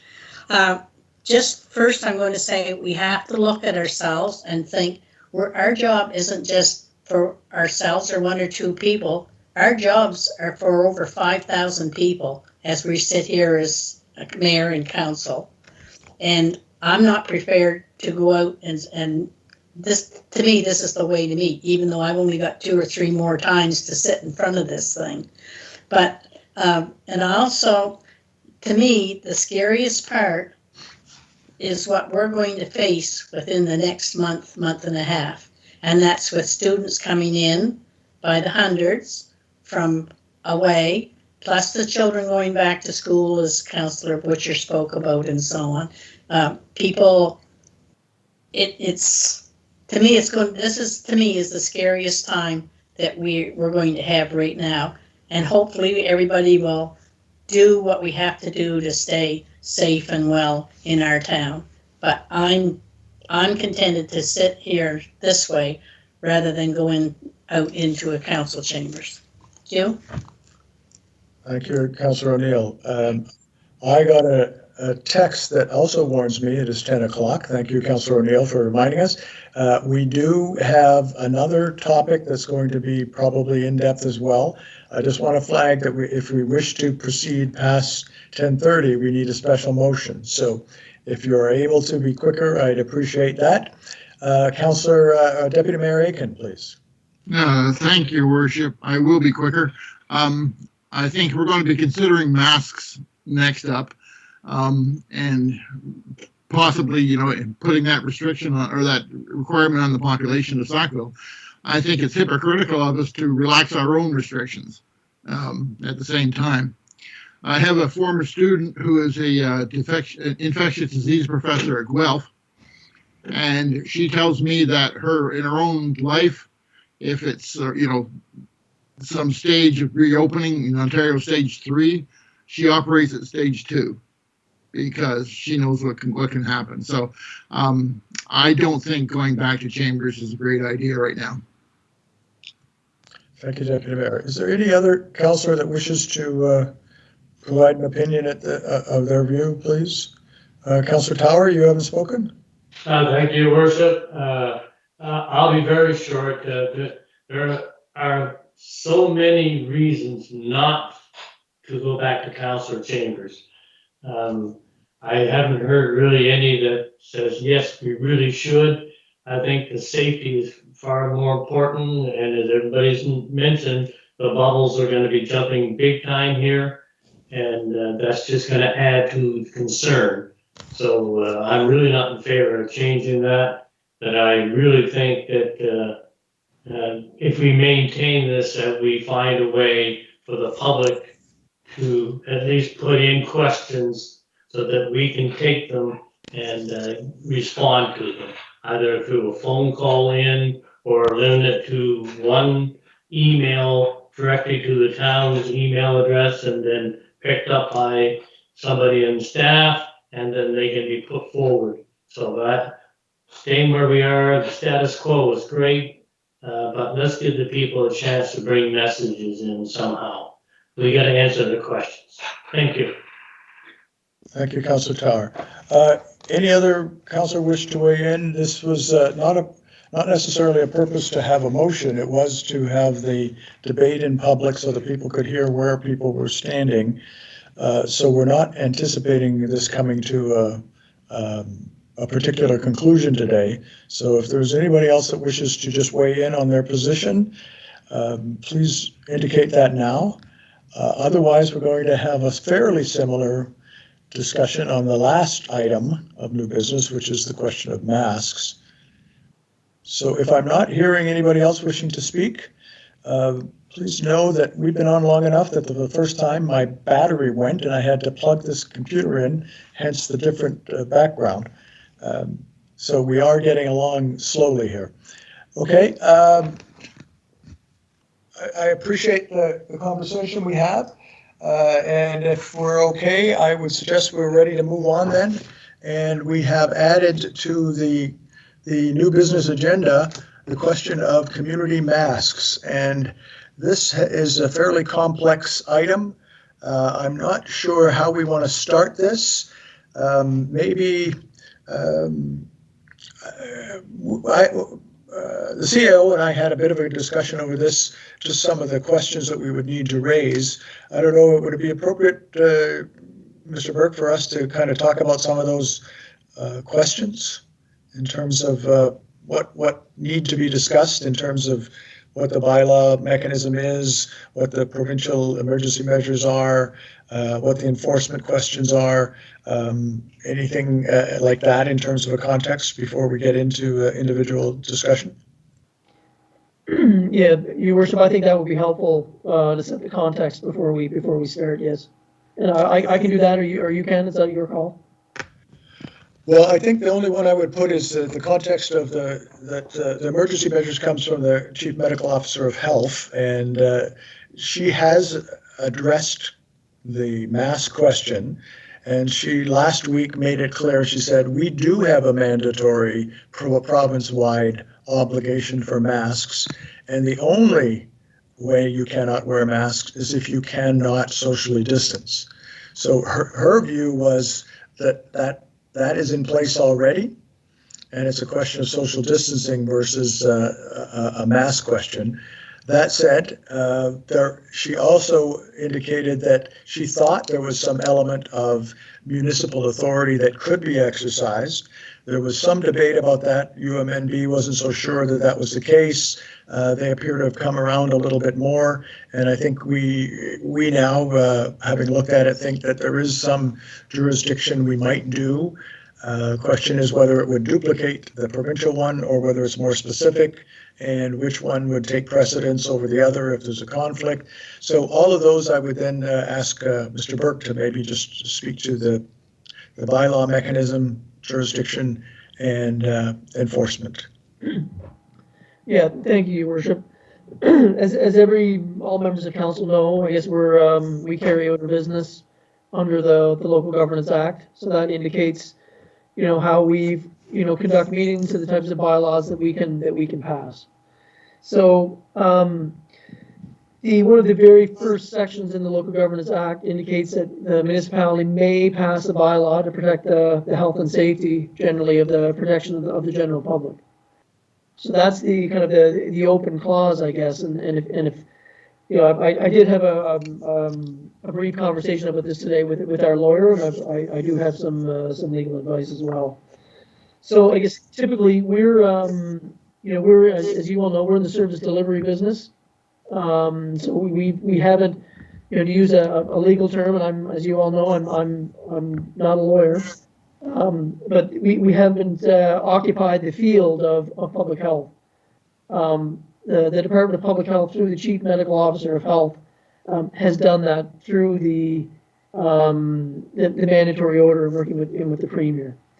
So to make a long story short, I guess it's not clear, even to our own legal counsel, whether or not we as a municipality have the jurisdiction to enact a mandatory mask requirement for residents of this community. That would be something that we would have to undertake a deep dive with our legal counsel if that was something the council wanted to do. So I guess a few other points, I guess, and this coming more from an administrative point of view, is that when we draft a bylaw, we typically take direction from our policy bylaw group, and that sometimes that's advanced, directly from council or not. Sometimes it's staff driven. We get to policy bylaw, then the bylaw is drafted. It's vetted at our liaison meeting, and then we advance a draft document for council to consider at a discussion group meeting, with a formal process continuing at the regular meeting. So that process would certainly have to be followed. We would have to draft a bylaw. We would typically advance that to policy bylaw and then on to council for 3 readings. We typically do readings at our regular meetings, but there's nothing to say that we couldn't do that outside of the time through an emergency meeting or other special council meeting. So I guess the other big issue for us and for me particularly, I guess, is on the enforcement side of things, where if we make this a requirement, there's going to be an expectation from the public that we as a municipality are going to enforce it. And I know there's 2 trains of thought. There's one is, well, we'll have to staff up and do it. Or there's, well, it will be a feel-good type of statement where we're going to make it a requirement, but we're not really going to enforce it. And if you remember, not too long ago, we had this conversation with the tall grass bylaw. And really that was one where we specifically chose not to kind of pursue that avenue because of the enforcement questions. So the enforcement of the document with one of a bylaw of this nature with one bylaw enforcement officer is definitely problematic. We know, or we certainly, I should rephrase that, we would expect, and I personally would expect his phone to be ringing off the hook, especially after the students arrive, after the long weekend in September, in the event we were able to get that done in enough time. So enforcement is one, clear authority is the second, and then I know the clerk's office also had a brief conversation with the Department of Environment and Local Government just to get their opinion. And, you know, public consultation on this type of a bylaw is also something I think we would need to at least have a conversation about. You know, we would be, and how that would develop in COVID times would also be potentially a bit of a struggle on a time crunch. So those are just a few of the issues and challenges. I guess, Your Worship, I don't know if you had anything else you wanted to add, but that's all I had in my notes from speaking with our lawyer today. No, I think that's good background, and I think we should open up for who wishes to speak on the topic. Councillor Butcher, go ahead, Councillor Butcher. Thank you. Yeah, I'm the one who started this ball rolling, I guess. As I said earlier, I'll be going back to school. My children will both be going back to school. Our university is reopening to an extent. When I had to go to Nova Scotia yesterday, and I stopped at a store, and it was so refreshing to see that the mask compliance was close to 100%. I would feel a lot more comfortable in stores if people who chose not to wear a mask or couldn't wear a mask for a medical reason would remember to socially distance. But it feels like oftentimes the people who are not wearing a mask are also not practicing social distancing. I have a daughter with some underlying health concerns. I am trying not, as Councillor Michaud said, I'm trying not to be afraid of COVID. But part of being a mother is unfortunately thinking about the worst case scenarios. I would love for there to be a mask rule here, but I understand the hoops we would need to jump through in order to follow our own policies and provincial policies for making a bylaw. And I realize that even if we manage to be successful for that, when I feel like our trickiest point this fall, we'd be well past that before we were able to enact it. I wish that we could put up signs that would somehow pleasantly and in a friendly way remind people that New Brunswick does have a mask mandate already, that the mask mandate is if you're going to be inside and you can't guarantee you're going to be able to stay 6 feet away from people, you need to have a mask. I would love to see some signage like that put up in higher traffic areas. The other thing I think would be wonderful, because my understanding is that there's a whole process we need to go through with public consultation and first readings and all of that kind of thing. But Dr. Russell can make the mandate happen right away. So perhaps what we need to do is send a letter on behalf of our town council requesting that we follow the way that Nova Scotia has gone, mention our specific special circumstances with the university, and mention the concept of schools starting up again, and suggest that perhaps that would be a good provincial rule to come to now. I realize that although I'd just like to go, you know what, everybody, we need to wear masks, we can't. We can't do that, but I'd really like to strongly encourage it. Thank you, Councillor Butcher. Yeah, that idea of harmonizing these types of things across the Atlantic provinces, I mean, the border's one, the mask is one, and we're going to be subject to a variety of different events. I think that we really do need to bring some of that to some order. Councillor Black, you're next. You're muted again, Rand. I put my hand down, but I don't turn my mic on. There's not much I can add, but I just wanted to say that there's lots of places across Canada and a few places in the States, although not many, who have like even big cities who enact bylaws for mandating masks, who have their own police force that they can essentially tell them whatever they need them to do, and they'll do it, who still find it difficult for enforcement. So I think that's a piece that's, I can't even see where that's going to come from. And to push this all off onto our bylaw officer, or potentially hire some more, or have volunteer peace officers do this kind of job, I don't even know what that would look like. But there are lots of places, including some of those cities, that have issues passing a bylaw for mandated masks and enforcing it, who have taken steps like Councillor Butcher has said, and have education and awareness campaigns within their own city or within their own municipality. People hear it, they hear it time and time again. I mean, it's a lot of people are getting beat over the head with what they need to do with COVID, but maybe if it comes from within the town, from people that represent them, maybe that would go a long way. I don't know, but anyway. Councillor Michaud is next, then Councillor O'Neill. Thank you, Worship. Yeah, the enforcement piece of it seems to be the challenging thing here. Ultimately, where there is a mandate in place by the province, who is counting on us to self-police ourselves by reporting situations, that becomes a problem. I'm just wondering, as a municipality, first of all, if this is something we want to do, that in our public buildings that are accessible, that we make it a requirement. And also that we all speak to the BIA and that board and talk to them about what their retailers are doing. Because I think for the most part, the public inside spaces we go to are to get those type of services, right? So, what is it, are they following the guidelines?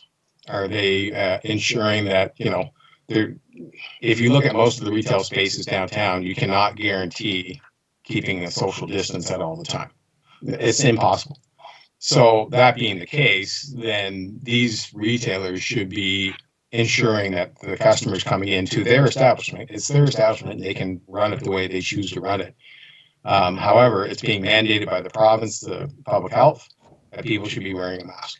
So, maybe this becomes something that the BIA gets behind and saying, we need to send the right message here. We need to send the positive message that, along with all these things, the wearing of a community mask does help prevent the spread of COVID-19. We have a new group of people coming into our community with the return of students to Mount Allison. And we want to send the right message. And we might even have a component within the university. It's surprising how many young people I'm actually seeing wearing masks coming into the retail store.